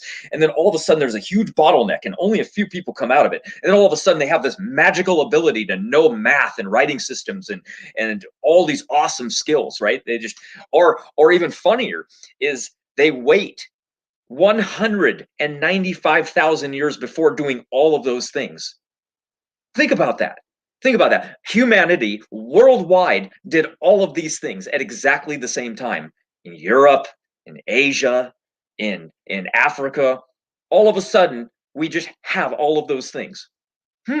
Oh, yeah, that's not peculiar, huh? That's not randomly. That's not strange to anybody. Oh, yeah. We just sat around on our hands, looking around at things going, yeah, that animal looks dangerous. Matter of fact, let's grunt some words out for a little while. Yeah, that means go. Yeah, right. So that makes total sense. And then all of a sudden, what's the first writing system? Yeah, that's right. It's so advanced that it's mathematical, pictorial, linguistic, all in one. And we've derived every language that we have, going from some Paleo Hebrew to Phoenician to Greek to modern day English. So we're copying the first one. So these primitive people grunting sounds to one another after not doing anything for 195,000 years just come out of nowhere, have math, have language, have a writing system, and we copy it all today. Because why? It was stupid and they were grunting it into existence, and we just decided to plagiarize this old primitive language. Yeah, that makes total sense. Language is supposed to improve. Everything would be improving over time, right? This is the evolution of different things, evolution of the writing system and language, right? Oh, really? So we're copying the primitive one in this scenario. It's going backwards. We're losing it. The people that wrote the scripture knew when something was so good mathematically, they could copy it without error based on the numerical system of the word. They could memorize it in both linguistics and mathematical. They could say, no, that's wrong. That wasn't written right because the numbers don't actually turn out to be correct. The numbers would add up perfectly in a sentence. That's mind-boggling. And so they want us to believe in the Bow Wow theory. Man grunted language into existence from copying the sounds of animals. Absolute nonsense. So again, they want us to ignore logic and just accept their story. Just believe this stupidity that some guy made up because he hated the Bible, by the way. I'm talking about Charles Lyell. He invented the Genealogical column when he was a practicing lawyer sitting in his office, hating God and sitting down being like, yeah, I'm going to write that up. That makes sense. And if we push this far enough, I think we can get mankind to believe they came from an orangutan. And then he sends it off to Darwin. He's like, I think I can do that. I think I can help you with that. Really? Oh, that's peculiar, because I thought your pursuit of truth was actual science, not trying to start with this nonsensical conclusion and working backwards and looking for evidence. Everything Darwin was coming up with was wrong almost immediately. Remember his dumb little tree of life? That was eradicated when they almost immediately. They were like, oh, look, it's a branch of life. We have 3 domains. There's no single tree of life. Well, that's gone instantly, falsified, right? How fast do species form? Oh, he's like, well, my Darwin finches, they won't speciate for another 3,000 years. 3.5 years later, there's a bird. Everything he said was wrong, but we still believe the nonsense because nobody questions it. They don't teach kids to question it. And it's just so sad that even some Christians are adopting those worthless arguments, like this too many species, or these arguments. Well, Adam and Eve really go back to 200,000 years, and you ask them why, and they have no idea why, because they're just blindly believing these types of videos. And I just find it so funny. It's like, why is the genetic data so perfectly in line with the Bible's account of human origins, right? Why do humans have such low genetic diversity? Low variation in the mitochondrial DNA, low variation in the Y chromosome. Oh, that's because we went through, 1 or 2 or 3 or who knows how many near extinction events that would have been prolonged. And because they were prolonged and due to the inbreeding, levels of heterozygosity would have been reduced. And therefore, the high levels of diversity would be shifted towards lower levels of diversity. It's like, for one, that's a rescue device. 2, the data that we have today is perfectly in line with the biblical model that says God created 2 people. That automatically restricts genetic diversity. Therefore, that's what we see today. We have no reason to invent these artificial stories. But even if you give it to them, Matt, as you were pointing out, it's a joke of a rescue device, because now you have this population of 2 to 10,000, right, that are isolated, they're inbreeding, and therefore experiencing accelerated mutational related damage, because inbreeding reveals the hidden reservoir of genetic mistakes. Genetic mistakes that are hidden in recessive form now come to the forefront. They're manifested. They lead to disease, degeneration, damage, okay? And unlike the biblical bottlenecks, few things. We don't explain the ultimate source of genetic variation as being the result of mutations. No, we explain the majority of genetic variation as being the result of designed variation, created nuclear heterozygosity. The evolutionists explain mutations as the source for nearly all genetic variation. So you now have this population that has accumulated mutations for millions of years. They go into this near extinction event. It's a prolonged bottleneck. So you got all these mutations coming to the forefront. We know from today what results from this kind of inbreeding, from these types of bottlenecks. Look at the cheetahs. Conservationists are worried. They're concerned. Cheetahs are now down to 7,000. Their sperm is degenerate. They've had these mutations come to the forefront. It's not good. Then they want to say that this population of 2 to 10,000, okay, highly degenerated humans with all these mutations that have accumulated are now going to just suddenly spread out into all parts of the world, seizing dominion over the planet to the point where one day they invent farming, they invent the cell phone, the laptop, they invent the space shuttle, airplanes, all because of this just amazing near extinction event. I mean, there's It'd be only the same as the cheetahs doing it. It would be Right. the same thing. These Yeah. genetically inferior animals just spreading out. Now all of a sudden we've got cheetahs on every continent from their near death. taking over. There's only one word that can describe their amazing storytelling. Stupid. I'm sorry if it sounds harsh, but you know what? They're pushing this nonsense, this trash, this garbage to our children. They're not based on science. It's stories being passed off as science. It's not even close to science. These stories belong in the trash. Nowhere near science. People must know it deep down. They have to know it. And I'll tell you why they have to know it. Because when we breed an animal, we can take and see the genetic limits within it, because we don't need nature to slowly take an animal and change it. We can do it in a laboratory and on any farm. We've been breeding horses for a very long time. Why? Because there's a lot of money in it. It's called racehorsing. And racehorsing has high incentive because millions of dollars go into one horse. So we've bred horses now as much as we can. We've maxed them out on their maximum speed decades ago. We can't get them any faster. We've seen the genetic potential with horses reach their maximum.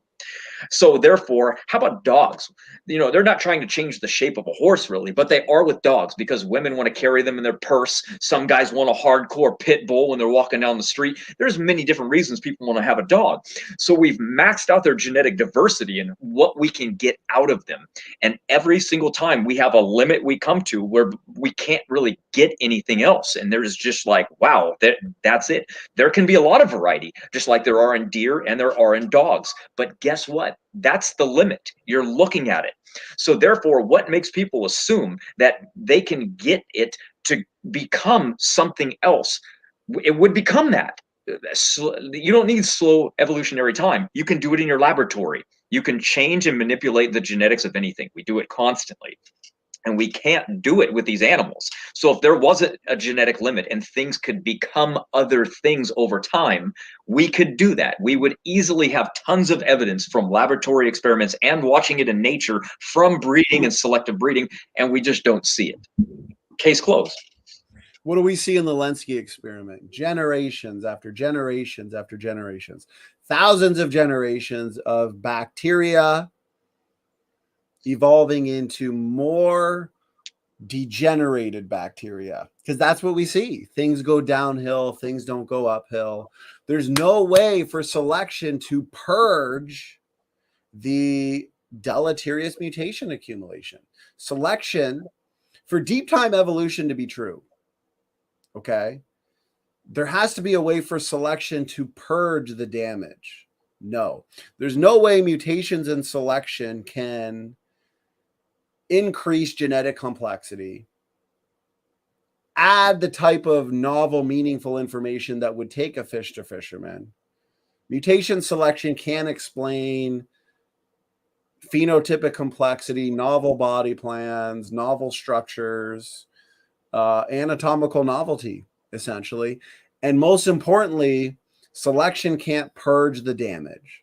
So even if there were 1 or 10 or 50 truly beneficial mutations, truly, function increasing, complexity increasing mutations, it wouldn't even matter because they wouldn't be able to counterbalance the damage. There's no way to counterbalance the damage. George Bond says 70,000 generations, and we have bacteria that have demonstrated what? Reductive evolution. Letsky's bacterial populations have all shrank in functional genome size. They've painted themselves into a corner. They're lazy. They're handicapped. They've lost genes for short-term adaptation, sure, but it's long-term degeneration. So, anyways, let's get the rest of this. Man, time really flies by, Matt. 2.5 hours. I don't know how we could ever do a video or a response video in under an hour because no way. There's so much. And that's why we always say it's a great time to be a young earth creationist, because we have so much data, so much evidence. It's overwhelming. And every day, every year, it just gets better and better. And it just gets worse and worse for the critics. It gets worse and worse for the theistic evolutionists, for the old earthers, for the naturalistic evolutionists. So I think I clicked the audio, but just let me know when this goes if I did. Here we go. This work was done in the early 2000s. And just as mtDNA can shed light on the growth and spread of certain maternal bloodlines, the Y chromosome can tell us about the migration patterns of some groups of men. For example, a pair of studies in 2010 and 2013 sequenced both the Y chromosomes and mtDNA from 2,740 people across Indonesia. And the results showed that a surprising amount of Y chromosome DNA came from far away, like China, India, Arabia, and even Europe, especially in Indonesia's western islands. On the island of Borneo, for What's funny, I'll add this. We have Y chromosomes that are geographically specific. Chinese Y chromosomes, African Y chromosomes, European Y chromosomes, you name it. Okay. And yet still, every single male Y chromosome is pretty well the same. That's why we can take every single male Y chromosome, build a family tree, and see, wow, we all come from one single Y chromosomal ancestor. But the fact that these Y chromosomes, a lot of them are geographically specific, and yet none are really all that much divergent from the rest. This points us right back to Babel, the Tower of Babel. That's what happened, is you had all these people groups, all these male lineages going to different parts of the earth, and therefore being separated from each other, accumulating their own mutations in their own lines. And we see evidence of that. The frequencies of alleles we see globally, including the Y chromosomes, scream Babel. Scream the biblical model. This guy can't show you any data. He can assert, but he can't show you any data that says the Y chromosome goes back any more than a few thousand years, 4,500, 500, 5,000 years. He can't. He can say it, but he can't. For instance, the presence of the Y haplogroup known as OM7 seems to be the fingerprint of immigration of men from Han Dynasty China about 2,000 years ago. But in those same men, their mitochondrial DNA more closely resembled local haplogroups. So that suggests that, at least over the past few thousand years, men have been arriving from elsewhere and pairing up with local women. And when it comes to how far back this Y chromosome goes, the latest molecular clock calibrations now suggest that our Y chromosomal ancestor lived about 200.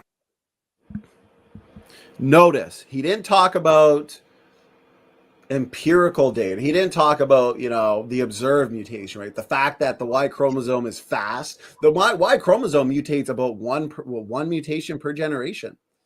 Okay, the mitochondrial DNA is fast as well.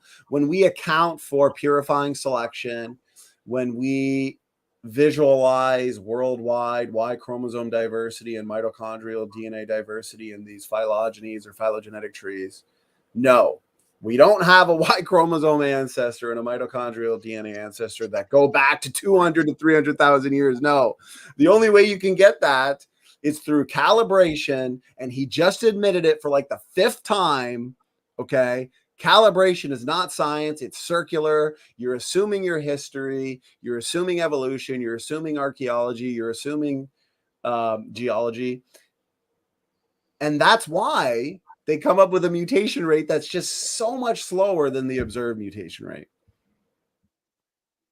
100,000 to 300,000 years ago. Much like with our mitochondrial ancestor, this guy must have had at least one male offspring, who in turn had more males in an unbroken line for hundreds of millennia. And we don't really understand why these two individuals left the indelible mark that they have in our genomes. One idea is that there might have been a boom in the human population around 200,000 years ago in Africa, when our species happened to be doing very well for itself. If that were the case, then the offspring of both of those people may just have been more likely to survive and pass on their DNA. Or in the case of our Y chromosome ancestor, it could be that he had a sort of Genghis Khan thing going on, having many. It's a lot of guessing. They don't know. Because remember, they disregard the Bible as being true. The Bible tells us it's the history book of the universe. They reject that. They reject its claims in terms of human history. And therefore, as you can see here, there's a lot of guesswork, a lot of assumptions, maybe this, maybe that. No, the reason why we have this data is because the Bible's true. Adam's the first man. Eve's the mother of all living, and our last Y chromosomal ancestor is Noah, because 8 people came off of the ark during a massive bottleneck 4,500 years ago. That's what the genetics corroborates, but they assume that away. Many, many kids, some of whom were sons who also went on to have many, many, many kids. But the story that these two people can tell us ends when they were born, because we can't trace their genetic trail any further back in time. So to probe the origins of anatomically modern humans, we need earlier sources of data. Remember, the Y chromosome and the mitochondrial genome represent just a small fragment of the human genome. So Exactly. Cat Chat makes a good point. We don't know a thing. Maybe this, maybe that. Guess, guess, guess. Assumption, assumption, assumption. You know what? Pick up your Bible, read the Bible, especially Genesis, and you'll have your answers. And you'll see, wow, that's why the data is the way it is. to understand the whole range of human diversity, we need to study the whole range of human diversity. Luckily, this is the 21st century, and we no longer have to sequence tiny stretches of individual genomes by hand. We can sequence whole genomes, and quickly. So as our technology and methods improve, we may soon be able to reach beyond the lives of these two ancestors into the even deeper past. But even when we do, each of us will continue to carry the molecular legacy of one man and one woman who managed to make their mark on all of humanity. I like that. Maybe one day we'll be able to go past them, really, because no one's done it so far.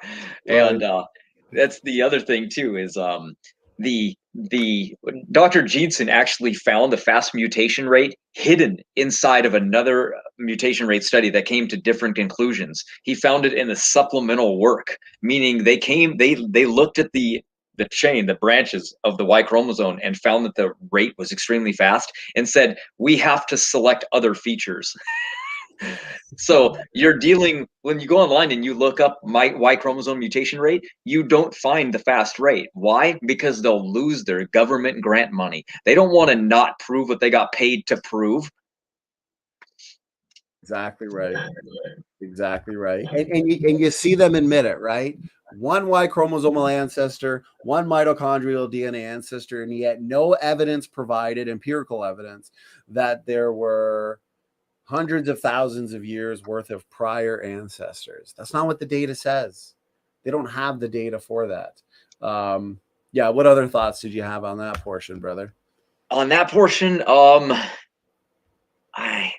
luckily I made a video, and that's where my notes are. Good, I've good. been going on tangents this whole time. I didn't even have my notes. So, Well, I think it's a good time to go to those couple videos that we have, just to really show it's any at this point, any critic, I don't care who you are, if you still want to say that their dates and their story is all based on calibration and assumptions, then you're not interested in truth. Okay. Because this video proved just that. We like the empirical method, they like the assumption-based method. You want to play those videos, Matt? sure. Yeah, here, let me share screen. You can Thanks, Doki Doki. I appreciate that. Oh yeah, here we go, brother. Hypothesis. all right. So this is the same video, except for I pause it after particular statements are made and I show a visual. And the visual is to give me, remind me of something I wanted to talk about. So I'm sure it'll spark you as well. So here we go. The hypothesis that modern humans originated in Africa and spread throughout the world. This model was first developed by anthropologists around the 1980s based on skeletal evidence. Now, they can also use changes to our mitochondrial DNA to estimate when certain lineages split off from each other. This method is known as the molecular clock, which we've mentioned before. It's based on the idea that mutations occur in empty DNA at a pretty regular rate. But since that rate of change isn't the same across all of humanity, the clock needs to be calibrated. The clock needs to be calibrated.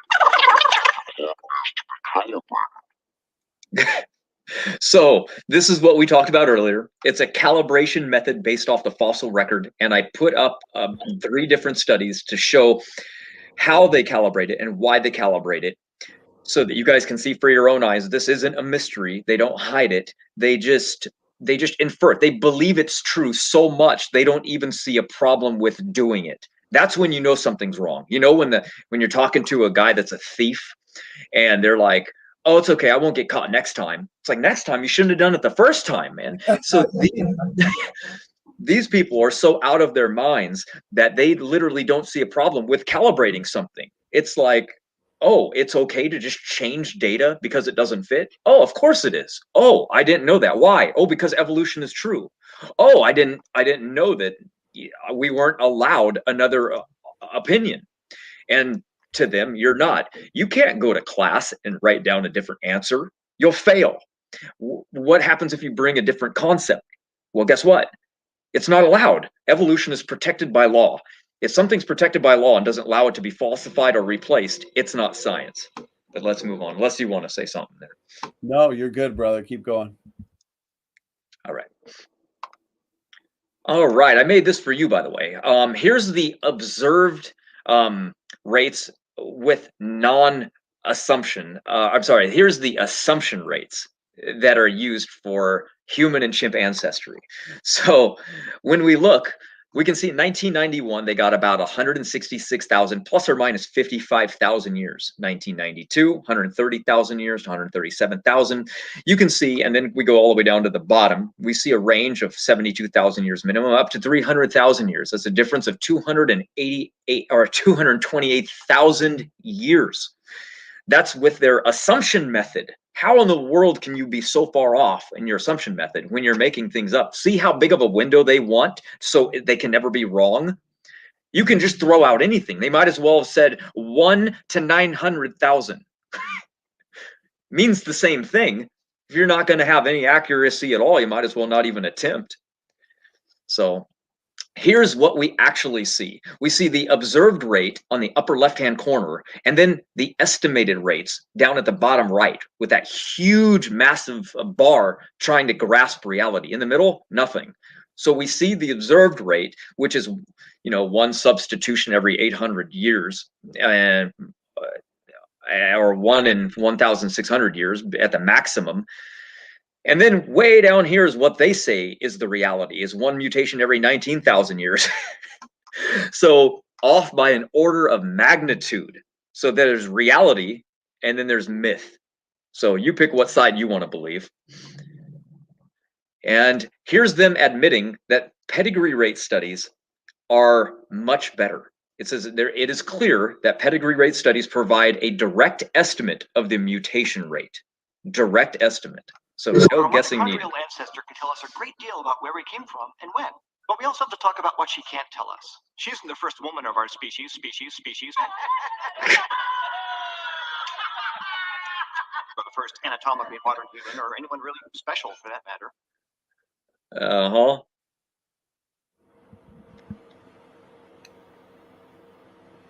And this picture here is Dr. Jensen, and you can see in the bottom left, it's kind of hindered. The little art is not his, but he shows the difference between what we actually see with differences between chimpanzees and what their mutations actually are. And again, evolution fails miserably with what we actually see in reality. I think if I hit play, you can see it for like a second. It's just going to vanish because I only made one woman passed on. So I only made pictures just as reminders, something you can go back to and look at later. It's also in our work, in our books that we like to promote. We like Dr. Jensen's work a lot. We think that he has probably one of the best models that are out there. And he has shown that if evolution were true, how many mutations would there be as the differences between humans and chimpanzees? How many mutations would they have inside of chimpanzees, and how many would humans have? So he's run all these numbers, and they're all in favor of young Earth creation using the observed rates. So we'll move on. Mitochondrial genome to all of us is really just a matter of chance. Think of it this way. In any given generation, a woman might have sons but not daughters. And if she only has sons, that means none of her mitochondrial DNA will get passed on. That's what I was telling you earlier about when they made a statement in the video about maybe all the other women that were alive only had male children. Well, when you think about that, how many do they actually believe existed at the time? That's right, 9,999 other women. So let that sink in. So our mitochondrial ancestor is the only person who managed to have one or more female offspring, who in turn also had female offspring in an unbroken line for the past 200,000 years, by sheer chance.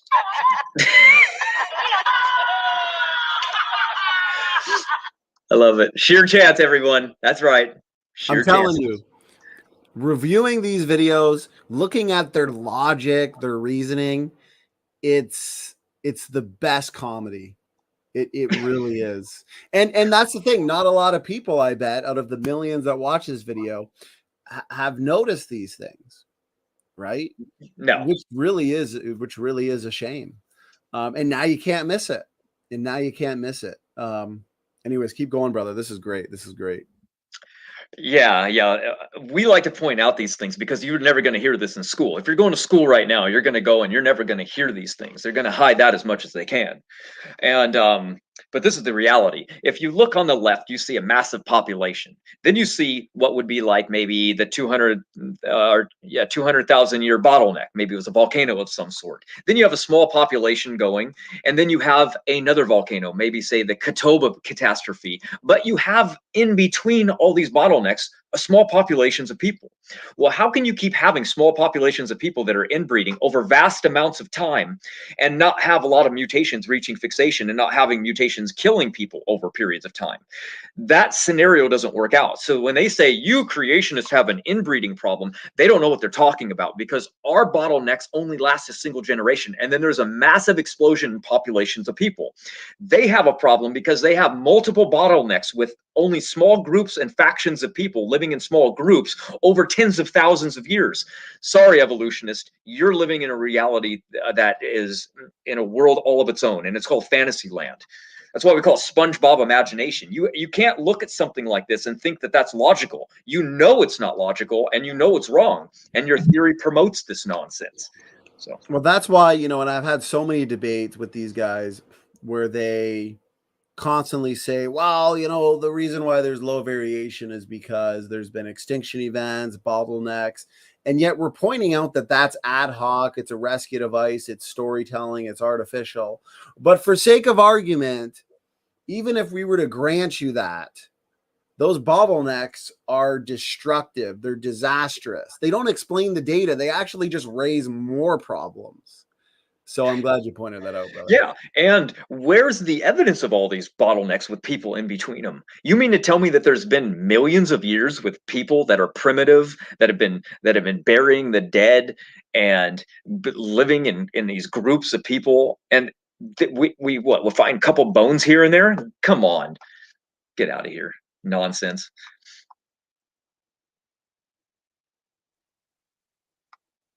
That's our model right there. Now, there are a lot of limitations to what mtDNA can tell us. The dates it provides us aren't very precise, and the genomes themselves are small, representing a tiny fraction of the information that's in our whole genome. And of course, they only tell us about half the population, females.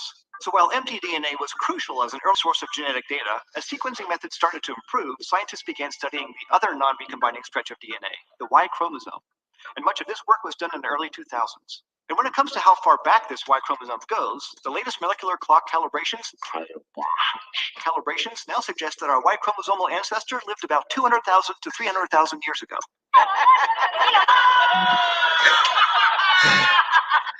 They can't help themselves. No, they can't. They just can't. They don't even see it. They don't even see it. It's embarrassing. So this chart is Dr. Jensen's. This is the Y chromosome mutation rate that he deemed from a study looking at Europeans.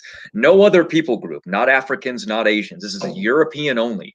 And the chart on the left shows the mid-range, with the black line here in the middle being the upper range and the lower, and then the actual evolutionary route on the right. So pretty incredible that we are able to deem when Noah actually lived based on that. So here's why we use the Y chromosome. We only observe about 4,500 years of mutation accumulation in the paternal ancestry contained in the record of the human Y chromosome. Incredible. And remember, the initial studies that they did, I believe the main ones were one in 2009, one in 2015, Matt. And as we've pointed out before, is they were based on very low quality data and low quality DNA. And that's where they got results that they concluded were verification that, you know, Y chromosome Adam was hundreds of thousands of years ago. But two additional studies, one in 2015, another one in 2017, that were based on more high quality DNA. And the studies that Jensen put out recently, they looked at the details, right, Matt, in the supplemental material. That's right. Right. And they found that the number of father to son Y chromosomal differences were approximately 10-fold higher. And Jensen explains that they discovered something rather unexpected, which they actually admit, and even admit that the empirical findings prompted them to explore additional filters. meaning they saw that and ran and calibrated. Right? Yeah, it's calibration time, guys. They took their high quality DNA result and filtered stuff out that doesn't fit with their evolutionary or deep time scale. So that's what Dan would do if he was working on the study. Right.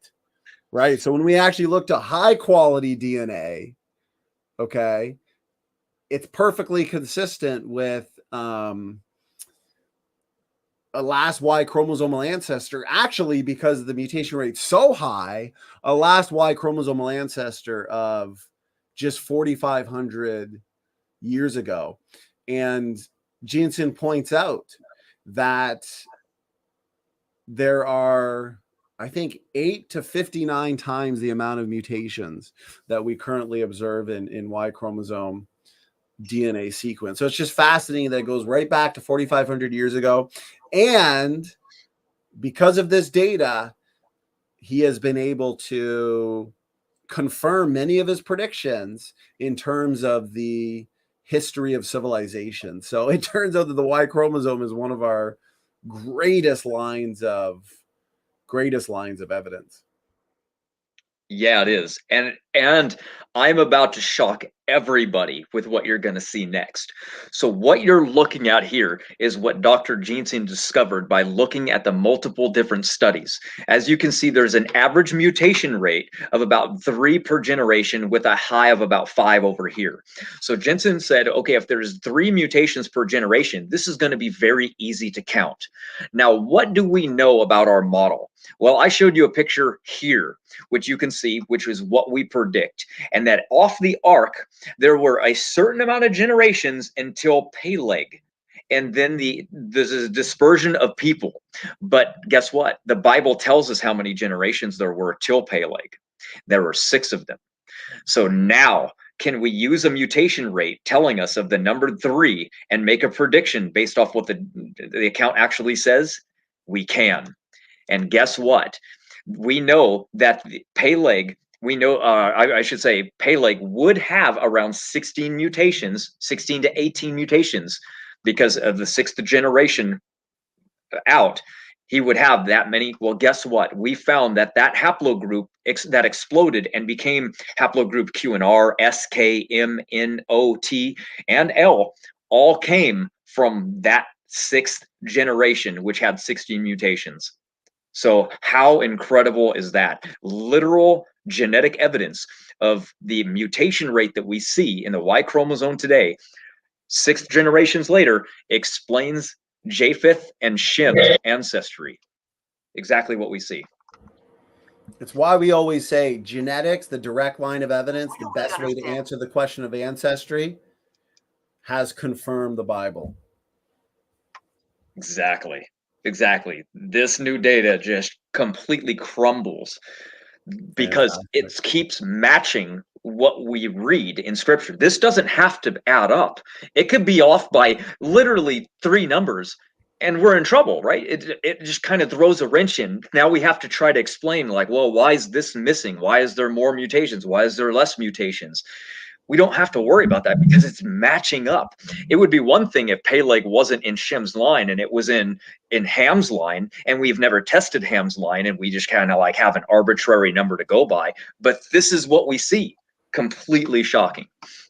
But let's move on.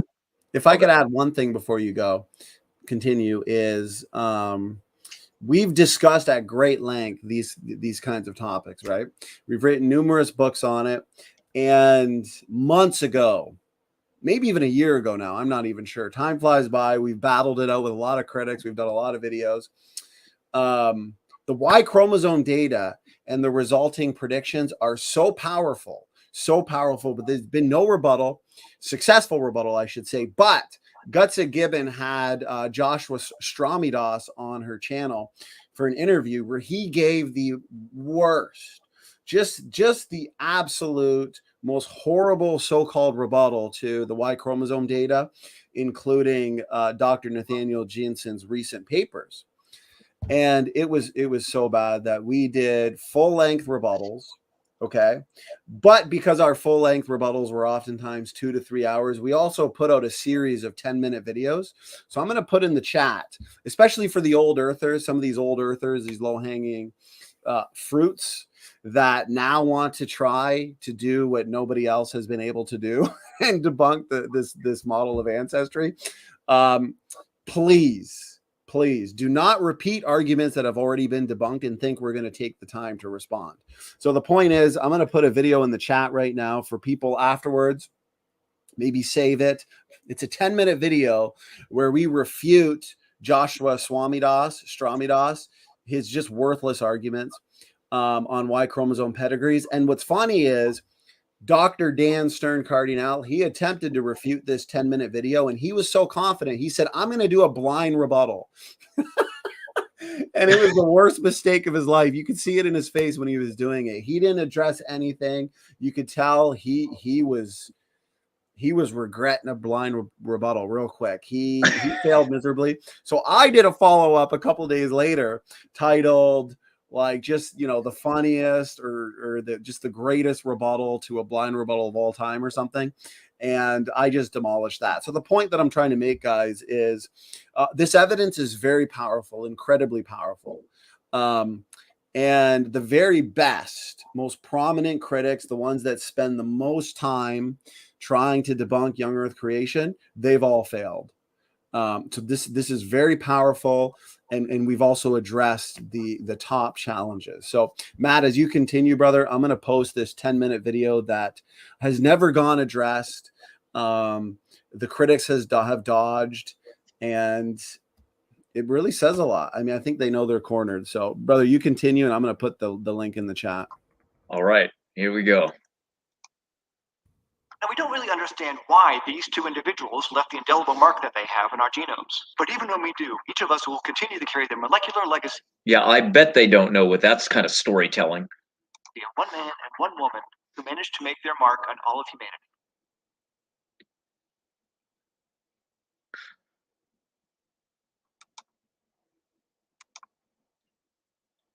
One of the most important things we've learned about ourselves from mitochondrial DNA is the story of human migration.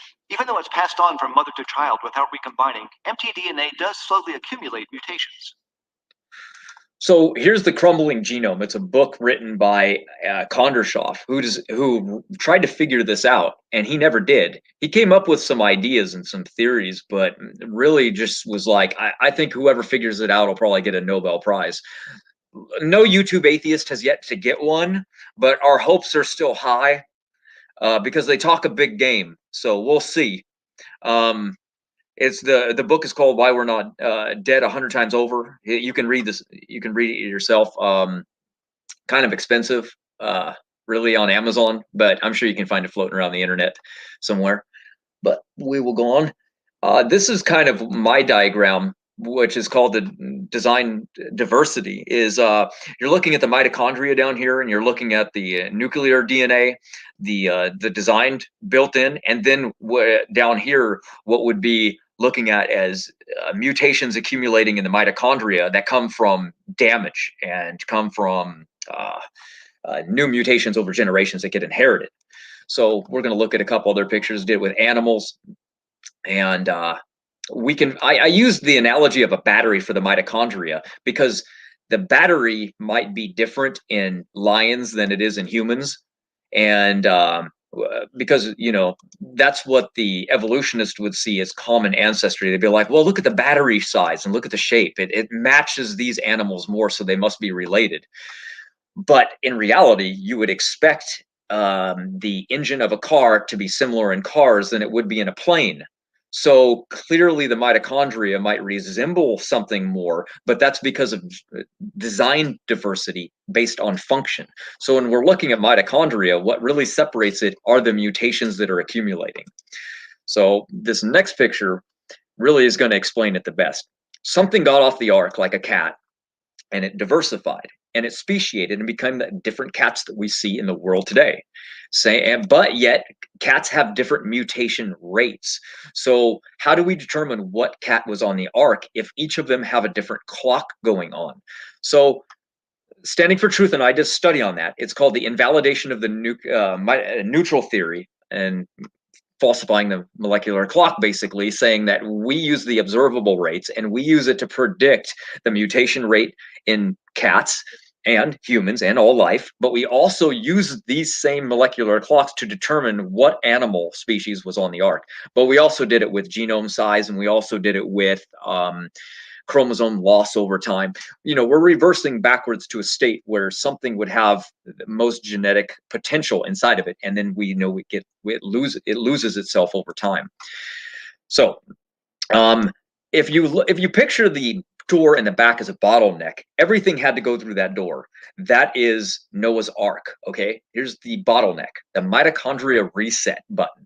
So if we see a human, a chimp, a gorilla, and an orangutan, which one of these are older? Well, if you believe in evolution, we would say, well, the orangutan is older because it has more mutations in it. But I thought they all came through that door at the same time. Yes, they did. That's what the genetic evidence tells us. All of these things independently walked through that genetic bottleneck at exactly the same time, and there are genetic boundaries. So why does the orangutan have more mutations in it? I don't understand. How come they have more than humans? I thought they were older. No, they're not older because of this reason right here.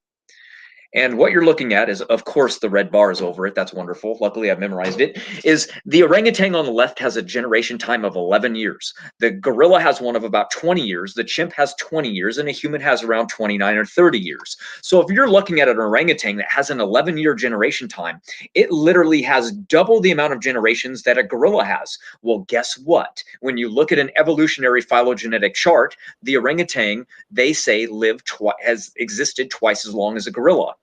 But how? Now we know that they all came through the genetic bottleneck at exactly the same time. So it's absolutely impossible for the orangutan to be older than the gorilla, yet they still say that it is. So again, they are completely wrong. The genetic evidence now completely falsifies them, and it falsifies neutral theory, because neutral theory poses that all of these would mutate at exactly the same rate. And we know now they do not. And one of the main reasons for that would be generation time and accumulation of mutations. Matt, yes. What would you recommend? We've got someone in the chat saying, is there any book on the thing that Mattman is saying? So we've got many books on this topic. Which book would you recommend for anybody who really, really wants to dig deep on what you were talking about? This one in particular, I would recommend that you read our study on our website. You can link that to them. It's our Invalidation of Neutral Theory, and it's found for free on the website. I know it's on Creationist Clothing under articles, and it's probably on the Standing for Truth website as well. You can directly go down and see our study and read where we make predictions on this, and on how we make predictions and why. And that covers exactly what I'm stating right now. If you want books on it, there would be two. The first one that Standing for Truth held up with the blue cover would be a really good one, and also the Young Earth Creation Model. Those two really specifically hyper-focus on the genetic diversity of mankind. And in this one, Independent Origins Handbook, the last chapter, I should say appendix, touches on kind of the basics of what you were just explaining. It's titled Created Heterozygosity Model Explained, where I'm at. So you go over that model in a way that is understandable to the layperson. So that's certainly there's a few books you could definitely pick up there. I'm going, Matt, as you continue talking, I'm going to go grab our study Great. from our website and post it in the chat. So go ahead, brother. Sure. All right. So what I was describing earlier, showing you that they believe that the orangutan is older than the gorilla, that's older than the chimpanzee, based on mutations that are inside of these creatures, they build this chart. And this chart, again, shows you that the first to arise was the orangutan, and then there's a branch off between the gorilla that came next, and then the chimpanzee, and then hominids, the split, right? But now you guys can see, obviously, with a genetic bottleneck that we all now completely agree with, by the way, evolutionists as well, they can't deny it anymore. The genetic bottleneck was worldwide, mitochondrial reset, and genetics and mutations started accumulating in all of them at exactly the same time when they came off the arc or they came off the evolutionary bottleneck. It doesn't matter which one you want to believe. They all went through the bottleneck and came out of it at exactly the same time. So why in the world would they still draw these phylogenetic charts when they know it's wrong? That's the real question to ask. Now, what do we see? We see genetic boundaries as well. And yes, they admit that. And here is a drawing that, again, we've made. This is a custom image of the arc on the left, and then what happens with mutation accumulation over time. This is the minimum amount of genetic mutations in human beings that you can see down here to the left, which is around like 0.1, and up to about 10. And then what do we see in chimpanzees? Well, it's really, really high, with a genetic average around 65 mutations for them. But humans are down around 10. And then gorillas average about 75. And then the orangutan goes all the way up to about 100. And then what do we see? Well, we're going to move on, and then we're going to see how to describe these things. Well, here's the physical way to do it. These are called holobaramins. And these are something that were created. These are created kinds. And this is done by taking physiological differences. And somebody has done this for us. And they lined up Homo erectus, Neanderthal, and Homo sapiens. And guess what? Everything conformed into a nice, tight holobaramin, which were separate created kinds. Look at this. Chimpanzees, all a created kind. Gorillas branched together, and orangutan. So God created one of each of these different kinds. Very, very simple. And this is from physical differences, not genetic differences. That's what baraminology focuses on. But that's a whole nother story. We'll get into that another time. Here's an image that Standing for Truth was talking about earlier. Go ahead. I was going to real quick, because that's a great point. Just really, really quick.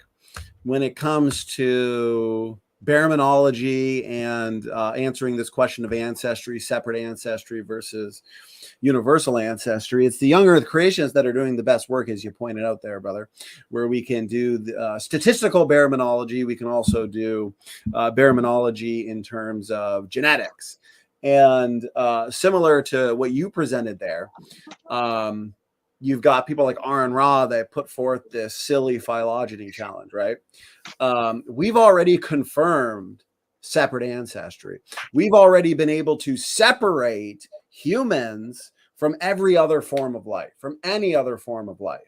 And when we look at the genetic data, when we look at the statistical data, what we find is Homo sapiens, specially created, obviously Adam and Eve, Adam the first man, Eve the mother of all living. And when we look at the fossil humans, we can easily determine what is and what isn't part of that baramin. Here, just a second, brother. I'm going to mute you just for 1 second as you do that. So we've got Homo sapiens here. And as we were explaining earlier for a while, after the Tower of Babel, you have subpopulations that branch off. Some maybe even before Babel, where you then have isolation, inbreeding, mutation accumulation, recessive mutations coming to the forefront. What this leads to is pathology, disease, reductive evolution, anomalous features. So these subpopulations unfortunately went extinct. Neanderthalensis, erectus, naledi, floresiensis, denisovans, where we have living humans today. Okay, humans completely separate from any other form of life. And we're also able to determine which apes are related to which using genetics, the most direct way, as well as, to the best of our ability, statistical baraminology. So whenever these evolutionists try and say or propose this ancestry challenge or a type of phylogeny challenge, it's important to point out that we've already determined that separate ancestry best fits reality. And this is all based on many lines of evidence, but most importantly, the direct lines of evidence. I just wanted to point that out, Matt. So let me share your screen again, brother, and you're good to go whenever you're ready. Oh, if you're still, Matt, did you step away for a minute? Let me see. Matt might have stepped away for a minute, so we'll wait for Matt to come back. Let me thank everybody in the chat. You know, as always, you know, these streams really fly by. They're so much fun. We're already going on 3 hours, so this is another important stream to share. Get out there. The video we're critiquing tonight's got millions of views, and therefore we want as many people as possible to see that the information being presented in that video is not based on empirical data, and it's also based on a lot of assumptions. Matt, go ahead, brother. I see that you're back. Okay, we didn't need to keep going. I just am, because these are all just notes. But no worries. Yeah, no, leave me no know when you stone want unturned. Nothing wrong with that. Yeah, I created this chart actually for you. This will be in one of your books coming up. All of the top are all of these so-called missing links from everything from Neanderthal, Denisovan, modern day Homo sapien, you know, Cro-Magnon. You can go down the list. And then at the bottom are all the ones that they want to say are our ancestors. But I separated them out, and look at how clearly obvious it is when we're dealing with these things. The physiology is just vastly, vastly different. All the strange words make sense. Boom. Just so simple. Here's the Eve's mitochondrial consensus sequence that Dr. John Sanford has. So yes, we actually have Eve's sequence. You like that one. The design diversity allele difference. One of my favorite studies of all you can find online is the one that I keep talking about right now, where 90% of all life arose at exactly the same time. It's pretty obvious what that means. There was a worldwide global flood. 10% of life survived. The rest, the other 90%, died. And then all life today arose from it. 90% of everything we see came from 10%.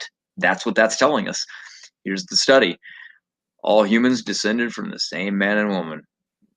Genetic study reveals 90% of the life, has debunked much about what we knew about the world of evolution and species.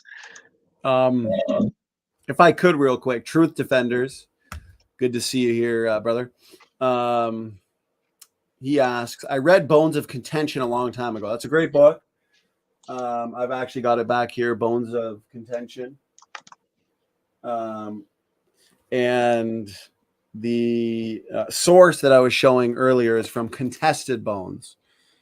So this one's a newer, more up-to-date book by Christopher Roop and Dr. John Sanford, author of Genetic Entropy.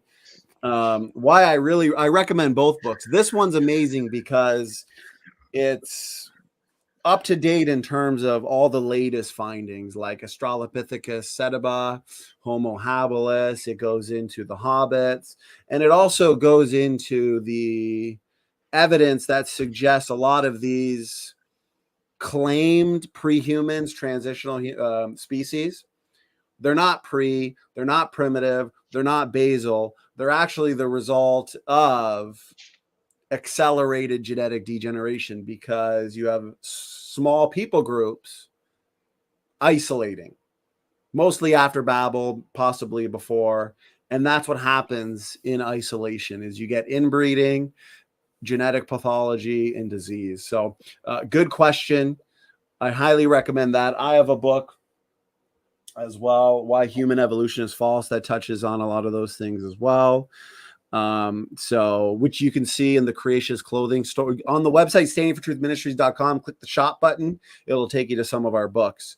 And I highly recommend Contested Bones as well. So Truth Defender says, cool, I'll check it out. No problem.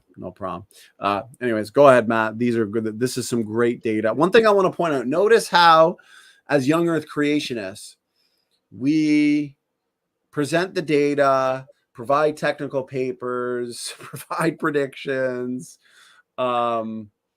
it's so much information where some critics, I mean, it's really just a lot of rhetoric, a lot of posturing, but not a lot of argumentation, not a lot of data-filled responses I've noticed. So anyways, keep it up, brother. Go ahead. Yeah, a lot of people like to say, like, I don't understand how you can read these papers and come to the conclusion that it says young Earth creation. They clearly state that it's evolution oriented. It's like, wait a minute, you can't think for yourself? You mean to tell me that they've come to the conclusion that evolution is true because their grant funding says they better find evolution being true? They make these studies and they have a conclusion that needs to be met. And we can easily read between the lines. You know, you should be able to question any study of all. It's very, very simple. They've done the heavy lifting, and we've come in and said, look at this. I can't believe they came to the conclusion that evolution is true, even after they directly admit that they've debunked what they thought evolution even says. And then we point it out, and they said, they get all mad. Well, of course we're going to point it out. You know, that's what we should do. It doesn't even make any sense. So anyway, we're going to move on right now, but because we're getting near the end, if you have questions about anything, leave your questions. We'll answer them. Here we go. This is the same study, by the way. Here's where they admit that there's no trace in the geological record of any global event in the last 200,000 years. So here they're saying that whatever the event was that slashed the population down to almost nothing can't be found. There's no evidence for it. So they just want us to believe that a mythical event eradicated all life in the oceans and on land and didn't leave a trace. Thank you. Here it is again.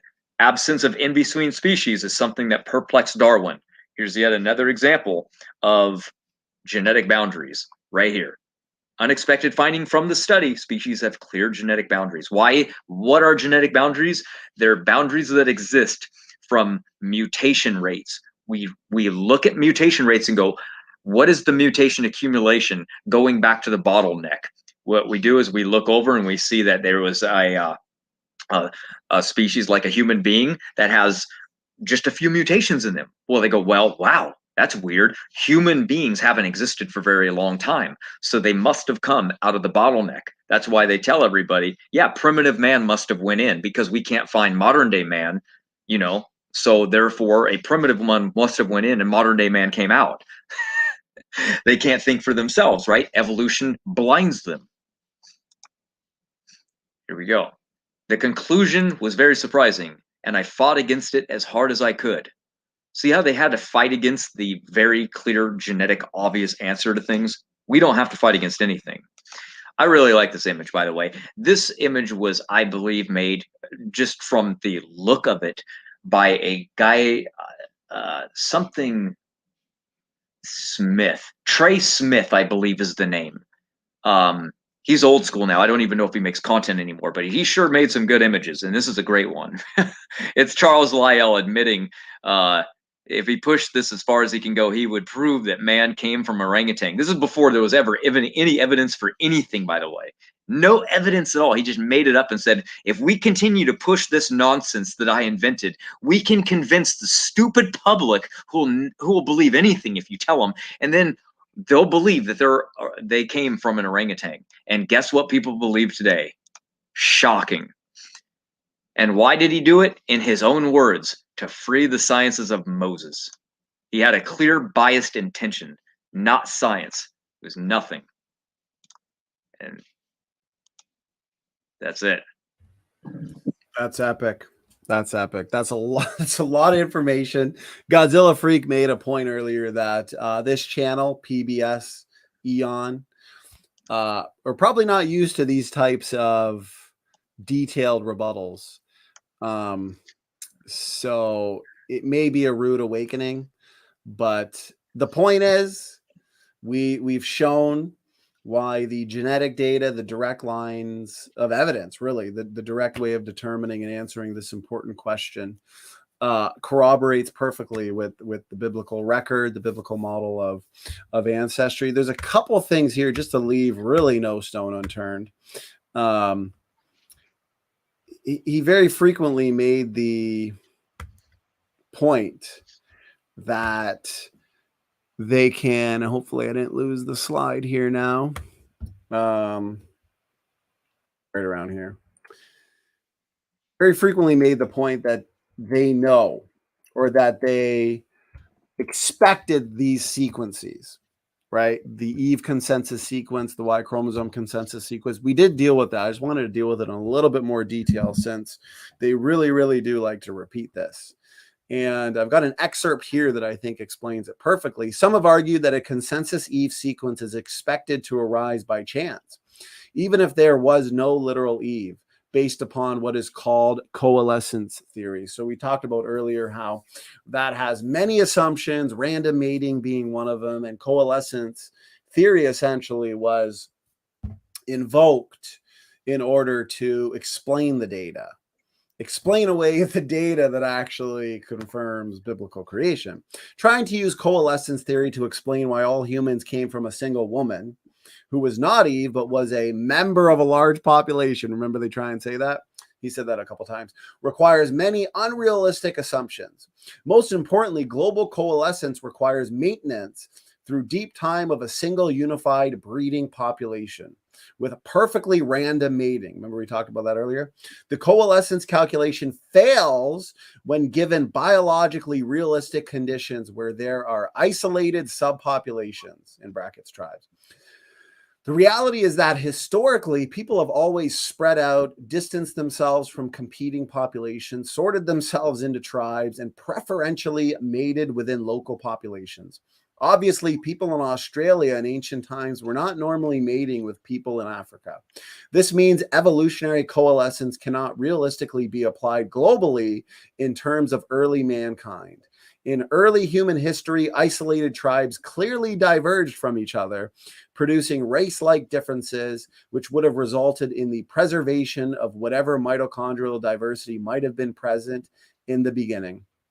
This is important, guys. It is actually very unreasonable to expect a clear evolutionary Eve sequence, given what we know about human reproduction. And it's also very similar to the Y chromosome Adam, who they coined. But realistically, it's Y chromosome Noah. It's very unreasonable from a deep time perspective to expect the data that we actually have. And as we point out, all we have to do is visualize this data, the mitochondrial DNA variation, the Y chromosome, in terms of a phylogeny. Critics like to say, oh, that's not rooted. What's nice about the unrooted representation is that it allows a natural reading of the data, and exactly what we see is exactly what we expect. Okay, we know the mutation rate's fast. There are not tens of thousands of mutations here. Explosive growth from a center point. One woman, Y chromosome, one man. Okay, low variation in both DNA compartments. 200-300 generations max. Goes right back to the first couple. Okay, Adam and Eve, Y chromosome. We would have Y chromosome Noah, a couple thousand years. Prior to that, you would have Adam. So the Noah sequence, the Adam sequence would be slightly different due to mutations that accumulate. Plus the Y chromosome, we went over Patriarchal Drive, where early biblical patriarchs that were having kids at an older age, older in their lives, they'd be passing on more mutations. The evolutionists then can't look at the branches and make the assumptions that they want to. We've pointed out the same thing with the mitochondrial DNA phylogenetic tree, most common haplogroup in Europe, HVR.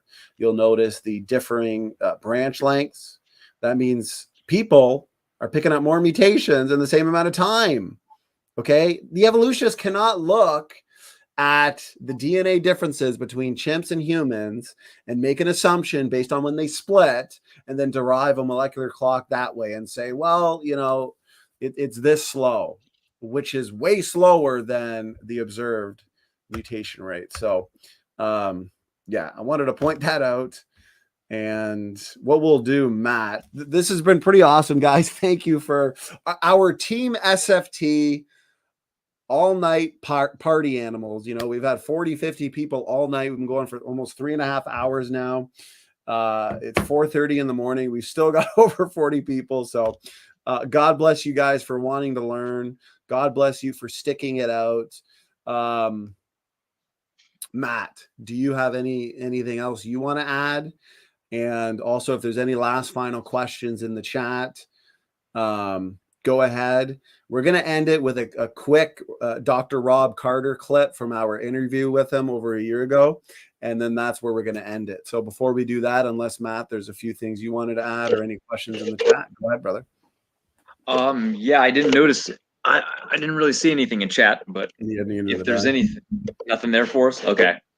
Well, I guess if the PBS content makers or person itself that made the video watches ours and you're going to reply, let us know why it's okay that we use the observable rate and we're wrong. You use an assumption rate and you're correct.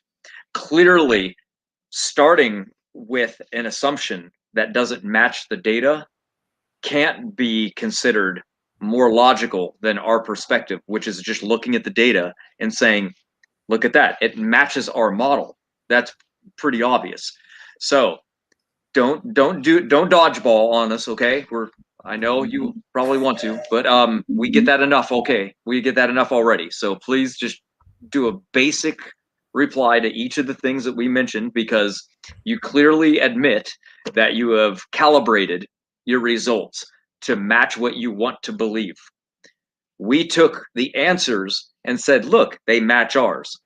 So clearly you're pushing nonsense. That's fine.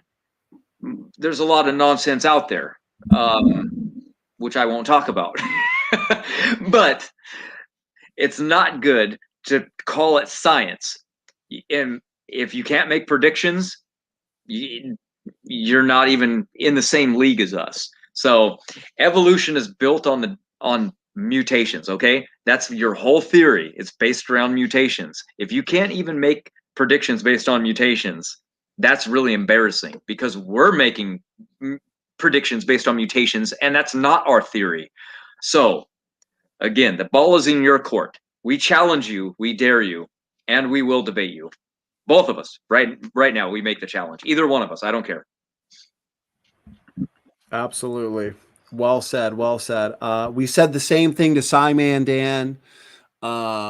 Here's the thing. We put out very detailed responses because I point out all the time, a lot of the times, these critics say more things wrong in one sentence than letters that exist in that sentence, okay?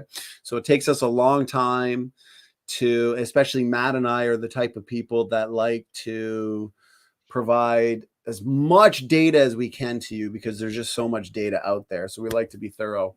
So they'll say things like, wow, this is, 3-4 hours. We can't respond to that. That's fine. Let's discuss it. Let's debate it. It wouldn't be the first time. And we've got the truth on our side. So there's really nothing to fear there. Doki Doki, I appreciate the super sticker. I appreciate the epic chat today. You guys are awesome. Remember, the fun never ends on Standing for Truth, okay? We're going to be back here tomorrow night as well for an epic debate. Does the Bible teach the doctrine of the Trinity? Matt Slick, Taylor Stewart. So if you love those theological related debates, we're going to be having a blast tomorrow. So, brother, I'm going to play this video, a clip from our epic interview with Dr. Rob Carter. It's got to be over a year ago now. Maybe a year and a half, I'm not sure. But anybody new to the channel, if you have not seen this specific interview, I highly recommend you check it out, because we touch on so many great topics, especially topics pertaining to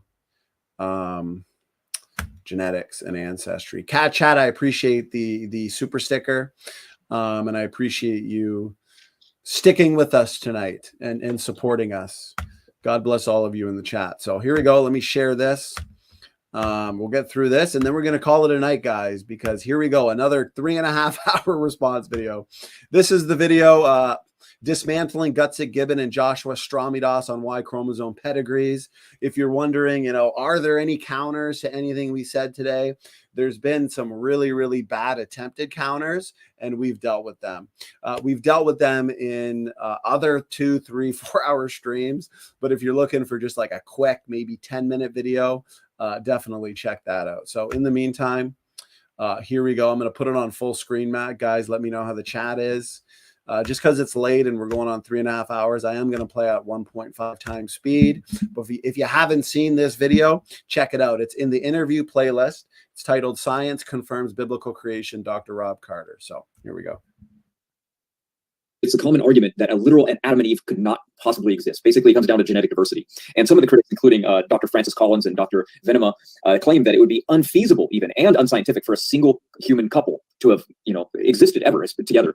And they would even say that it would require mutations so much are much too fast in order to account for all of the variety that we see in the human population today. Is there any validity to this argument? Venema has said that, and Francis Collins has said that. In my article, Adam and Eve. I always get confused because the title isn't the same as the URL on I think it's called Adam and Eve Biologos on creation.com, the URL, but it's no, not that one. You showed it earlier. Yes, that's it. I pointed out here that they assume that all variation is due to mutation. So they assume evolution to critique creation. They have an evolutionary creation model, which makes no sense. No, in creation, God can front load the genome with as much diversity as he wants to. We've been doing this for years, okay?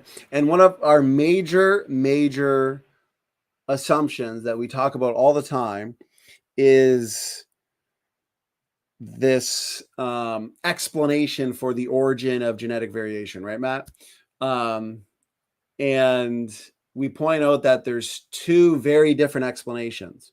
You got the evolutionary model, or those that assume aspects of the evolutionary model that say mutations are the ultimate source for genetic variation. That doesn't make sense.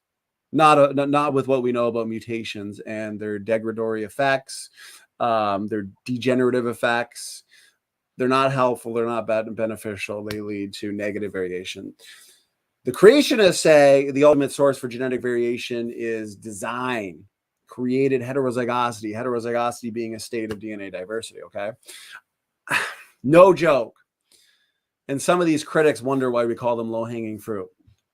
A critic who's been battling us for a while, just the other day, I think it was yesterday, he just pointed out that he finally understood the fact that we as creationists, young earth creationists, explain the ultimate source of genetic variation as being the result of design diversity, right? And therefore, when you have all this diversity and variation front-loaded at creation, you don't need millions of years to build up the variation, right? The evolutionists, they need millions of years to build up the DNA diversity through mutations. And then once the diversity is built up, you can get more varieties because you have DNA variants. Every generation, you have mechanisms like recombination, gene conversion, shuffle up those differences. Well, if the differences are built in from the start and you don't need mutations to build up the variation, then all it takes is one single generation for new varieties, for new chromosomal combinations. Then all you need is breakaway populations, migration, isolation, shifts in heterozygosity or homozygosity. Bam, you got new species. So the point is, just the very basics of our model, a lot of these critics want to be militant, but then they don't understand the basics. If you don't understand the basics, or you choose not to study our model in order to refrain from knocking down a straw man, then how do you expect to get to the point where you're actually going to make better predictions, where you're actually going to challenge our best arguments? So I just had to point that out because I find it flabbergasting oftentimes just how little the critics know about our model. And it's okay. I mean, not everybody has to be genetics masters. The point is, if you're a militant critic and you are making it your mission to, quote unquote, destroy young earth creation, then you better take the time to read some young earth creationist technical papers or study our model if you want to fight against that model, or else you're fighting against something we don't even believe. So I know that was a bit of a Bit of a rant, but I really wanted to point that out. So here we go, brother.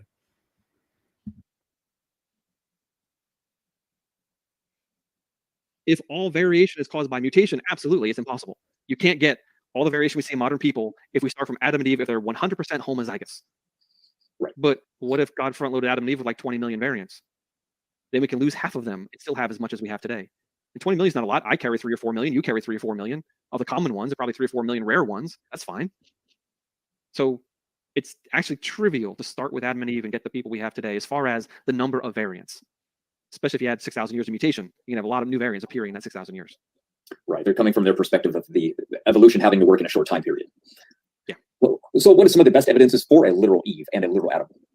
Well, the best evidences are the fact that we found Y chromosome Adam and mitochondrial Eve. Now, the evolutionists put them in a different place where I would put them, but it's quite clear there's only one human Y chromosome. And all men share a very similar Y chromosome. That didn't have to be true. One Y chromosome didn't have to be true, turned out to be true, and it's what the Bible predicted. Adam, the first man. Because if we came from a common ancestral population with chimpanzees, that ancestral population would have had a diversity of Y chromosomes. And when the population split into the lineages that led to humans and chimps, it's possible that we could have, like, in this ancestral population, type A, B, C, and D. Well, if humans have type A and B, and chimpanzees had type B and C, that means there would be a human and chimp who both had type B. They're more closely related to each other than a human is to another human on the Y chromosome. Notice the Y chromosome diversity, what we see in terms of the aspects of the Y chromosome in humans. That's a fantastic point that Dr. Carter brought up there. It's never been refuted. I've never seen it being addressed, but it doesn't fit. Once again, it's unreasonable to say that this is what deep time proponents expected. No, they didn't predict it. And this is another great reason why, as Dr. Carter pointed out here, guys.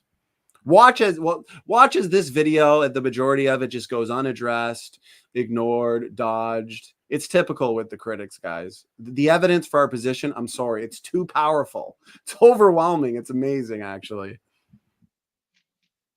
But it didn't work out that way. It's, mathematically and theoretically possible, but it's totally not true. There's only one Y chromosome. In fact, just yesterday, or maybe the day before, they redid the Neanderthal Y chromosome, which is really weird to me because for a long time, we only had female ancient DNA. All the Neanderthals, all the Denisovans, as they were sequencing, they're all female. Like, why is no males? We got like 20 females and no males. Something really weird. But they finally published a partial Neanderthal Y chromosome several years ago, and it was way different. I mean, way out in left field. Like, oh wow, I think it's really different. Well, just a couple days ago, they replaced it with a very modern human one. Wow. And the Y chromosome common ancestor between Neanderthals and humans, modern humans, is much more recent than it was last week. They totally redated it. Incredible. Wow. Where can we find that study? I want that one. But so how about molecular clocks then? Do they support a literal Adam and Eve? And is there a constant clock? Is there an average clock that can actually be made? Yes and no. Okay. If you take a constant average for things we can measure in the laboratory today, you can get an approximation of how long ago Y chromosome Adam or mitochondrial Eve lived. It's only a few thousand years. You don't need tens or even hundreds of thousands of years. Now, they don't like doing that, so they're like, the Y chromosome right now, the clock is grounded in the time when Native Americans got to North America. In fact, the Y chromosome guys, they call that a sanity check that appears in several papers. So they're not using genetics, they're using archaeology. Right? And remember, the PBS video admitted the calibration, assuming the archaeology. Dr. Rob Carter pointed out a sanity check. So it doesn't matter what the genetic data is. It doesn't matter how fast the Y chromosome mutates. It doesn't matter the fact that every single male Y chromosome on the planet is nearly identical. No. What comes first is everything other than genetics, archaeology, geology, their assumed history, the split. So this is just, Matt, isn't it crazy? When did we do this interview? A year and a half ago, maybe? Yeah. And it's like, it still goes irrefuted. It's powerful, powerful stuff. Yeah, it's so funny too because the evolutionist always says, "Oh, all the sciences converge with one another." It's like, no, they don't.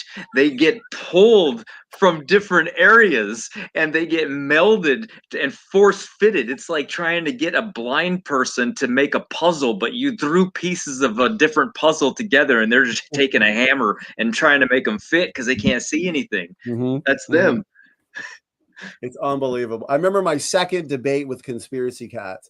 our rematch, he said that. He said, oh, all this independent lines of evidence, corroborates on an old Earth, corroborates on my position. It's like, no, it doesn't.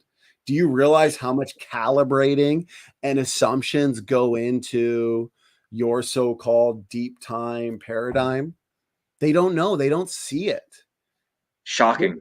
They assume the calibration is needed, right? They like a sanity check. I mean, they have to have the sanity check or else. But remember that they don't question the bigger picture, though, of course. They can question little details, but not the bigger picture. I mean, deep time's true. Universal ancestry is true. Humans are related to chimps. That's unquestionable. If you question that in a peer-reviewed paper, you're not getting published. Okay? I'm sorry. It's not a conspiracy. It's just a fact. Yeah, remember they rejected one of mine because of the title of it. They said, we're not interested in reviewing such a topic. Oh, okay. So if I would have named it something evolutionary, it might have even gotten by, but frankly, not even looked at. So not biased at all. Got it.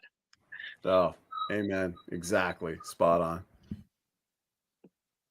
To give them a clock so they can figure out how far long ago mitochondrial atom was, Y chromosome atom was. Wow, that's interesting. But if you look at the measurable mutation rate from one generation to the next, it's a lot faster than they want it to be. The measurable mutation rate. The mutation rate we can measure in the present. A lot faster than they ever predicted. A lot faster than they ever expected. We as young Earth creationists, we don't need to assume deep time. We don't need to assume some hypothetical split that never happened. We don't need to assume archaeology. We don't need to assume the geological column. That's circular. They're assuming evolution to prove evolution, assuming deep time to prove deep time. No, I'm sorry. The empirical data, the measured mutation rate, it contradicts your model. Get over it. Tap out. Get a new model. But I don't like the molecular clock idea. I don't think it works. If you look at a Y chromosome family tree and you look at people that are closely related, maybe in the same group, well, some of those people could have twice as many mutations. That right there, that's important. That's what we always show on those phylogenetic trees. People that are close together, some of them, based on the branch lengths, they have twice as many mutations. People are picking up more mutations in the same amount of time. This ruins the evolutionary molecular clock, ruins it. Mm-hmm. Every assumption they have, it's done. They don't have a molecular clock. We have a fast mutation rate with low variation. We have so many factors at play that are the same types of factors that we expect from a biblical model anyways, patriarchal drive being one of them. So it's really bad for them, as you know, Matt. As their cousin or relative that came from the same founder of that group. So like group R1b, I'm an R1b, 80% of Western Europeans are R1b. If you look at the R1b founder and then you measure the branch lengths of all the individuals that are R1b, there are people twice as many mutations as. So exactly as you explained. So you got a common ancestor here, right? Bunch of branches going out because they're all related. They're all going back to that common ancestor. But the branches are all differing length. I mean, you have people in the same amount of time picking up more mutations than their cousins. They're all going back to the same common ancestor. And the evolutionists want to make assumptions about the split.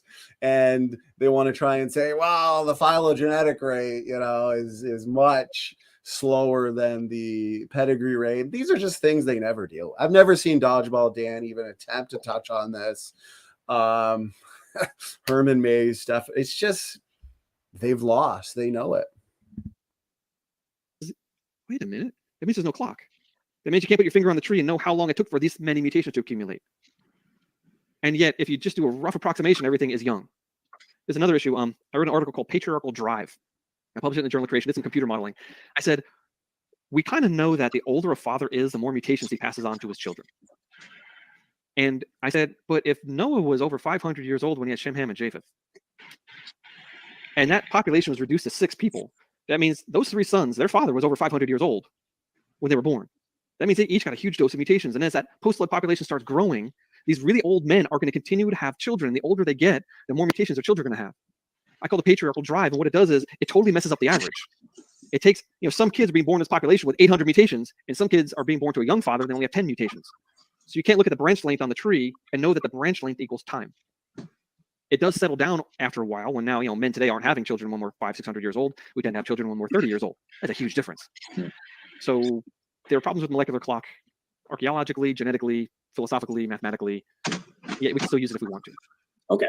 All right. When it comes to recombination, it's been asserted that the rates are too slow to account for the de novo creation of Adam and Eve around 6,000 years ago. Is this an argument you press?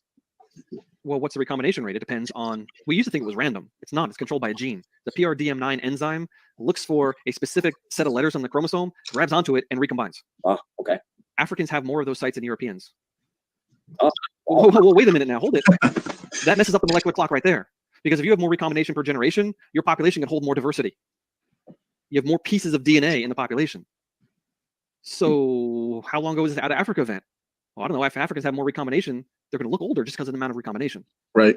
And because mutation will destroy the PRDM9 sites over time, it's much more likely, I forget what the letter combination is, but it's much more likely to destroy it than to create it through a mutation. So our recombination rate should be slowing down over time.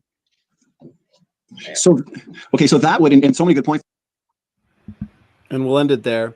And that's what goes back to Joshua Stramidas as well, where these critics want to assume constant recombination rates. They want to assume so much that's just unrealistic. But I think that was icing on the cake. Anybody interested, please go check out that full interview. So much fascinating information. Doki Doki, thank you so much. Patriarchal Drive in the early post-flood population by Dr. Rob Carter. So I don't know about you, Matt, but I am wiped. I'm exhausted. We've been going 3 hours and a half. We've gone over a lot of technical data. Of course, anybody ever has questions, inquiries, let us know. You guys in the chat, you guys are superstars, party animals. Party animals in terms of you like to stay up late and learn with us. The truth is important. The critics, they're coming at us with arguments and criticisms, and we're here to destroy these arguments. We're here to promote the truth. So one last thing I'll say, just in case good old PBS sees this and thinks, uh-oh, I'm going to be out of a job. No, I'm just kidding. But if he's going to think, half my subscribers are going to convert, I'm going to say this is all fair use. This is for education purposes. We provided plenty of commentary, 3.5 hours on a 9-minute video. So just want to point that out. Anyways, Matt, final words, final thoughts, and then we're going to bed, brother. Yeah, I had to go inside. I was yelling outside so much. I had to go in. Your neighbors are like, what do you do? We're trying to sleep out here. Yeah, I'm yelling about mutation rates. They're probably just like, this guy's crazier all the time. Oh, they're probably thinking you're speaking another language. I mean, heterozygosity and mitochondrial leave. I mean, yeah, maybe they're outside in lawn chairs just listening, going, wow. Yeah. Wow. You know what? I think I am going to convey. Maybe you just won a family to the Lord, brother. You never know. Yeah, right. I mean, think about the what we've been able to do so far with the information that we have. We've been getting it out to so many people that random strangers just come along and just know who I am. I'm like, what in the world is going on? Very strange, but nonetheless, it's good. Making an impact, so that's pretty good. We've only been online for a short time, so. Amen, bro. 3 years, guys, and all the glory to God. And so much thanks to our supporters, all the thanks to our supporters. I mean, if we didn't have you guys supporting, sharing our content, enjoying the content, and something I've noticed, Matt and I talk about this, you guys in the chat, I mean, you really know your stuff. I mean, we see the critics come along and we see you guys just refute them right out of the live chat. So, this is a family, the Team SFT family. So, God bless all of you. I hope you had fun tonight. I had fun. This is addicting. Matt and I look forward to this, every night. So, Matt, great job, brother. Fantastic job as always. Guys, if you haven't picked up the new global or local flood yet, the book that the critics are dodging. We'll have to make a new commercial. You want a book that the critics are running from? Here it is. So any final words? Oh, thanks, man. Yeah, that's a fun book for sure. And I don't know. This was a good video, man. I might put this on my channel tomorrow. This will be the perfect re-upload. So definitely. I'll get it up on the website as well. So nice. Oh well, yeah, that'll do it, man. That was pretty good for a 9-minute video. Yeah, a 9-minute video. Remember Sideman Dan, Strawman Dan? He's given up. I've noticed Strawman Dan ever since our rebuttal. He's really just going at the flat earthers, the Bigfooters, the hollow earthers. He realized, I think Conspiracy Cats confronted him and said, you know what, Sideman Dan? Yeah. Not a good idea. Not a good idea. Don't play with them. Yeah. Yeah, don't play with those guys. Big boys. Yeah. We called them directly out. We said, hey, let's see you defend any of the nonsense you made up in that video. He hasn't made another video against us since. No. And the videos he did, like, make a video response to, they're hilarious because, they got thousands of views with like hundreds and hundreds of dislikes. So amazing. Let me guess. Did he grab like old content like when I first started? As always. Of course. See, there it is. Yep. So anyways, brother, let's go get some sleep. I appreciate it, Matt. This was a ton of fun. Guys, we'll re-upload this because there's so much information. We'll re-upload it to Matt's channel.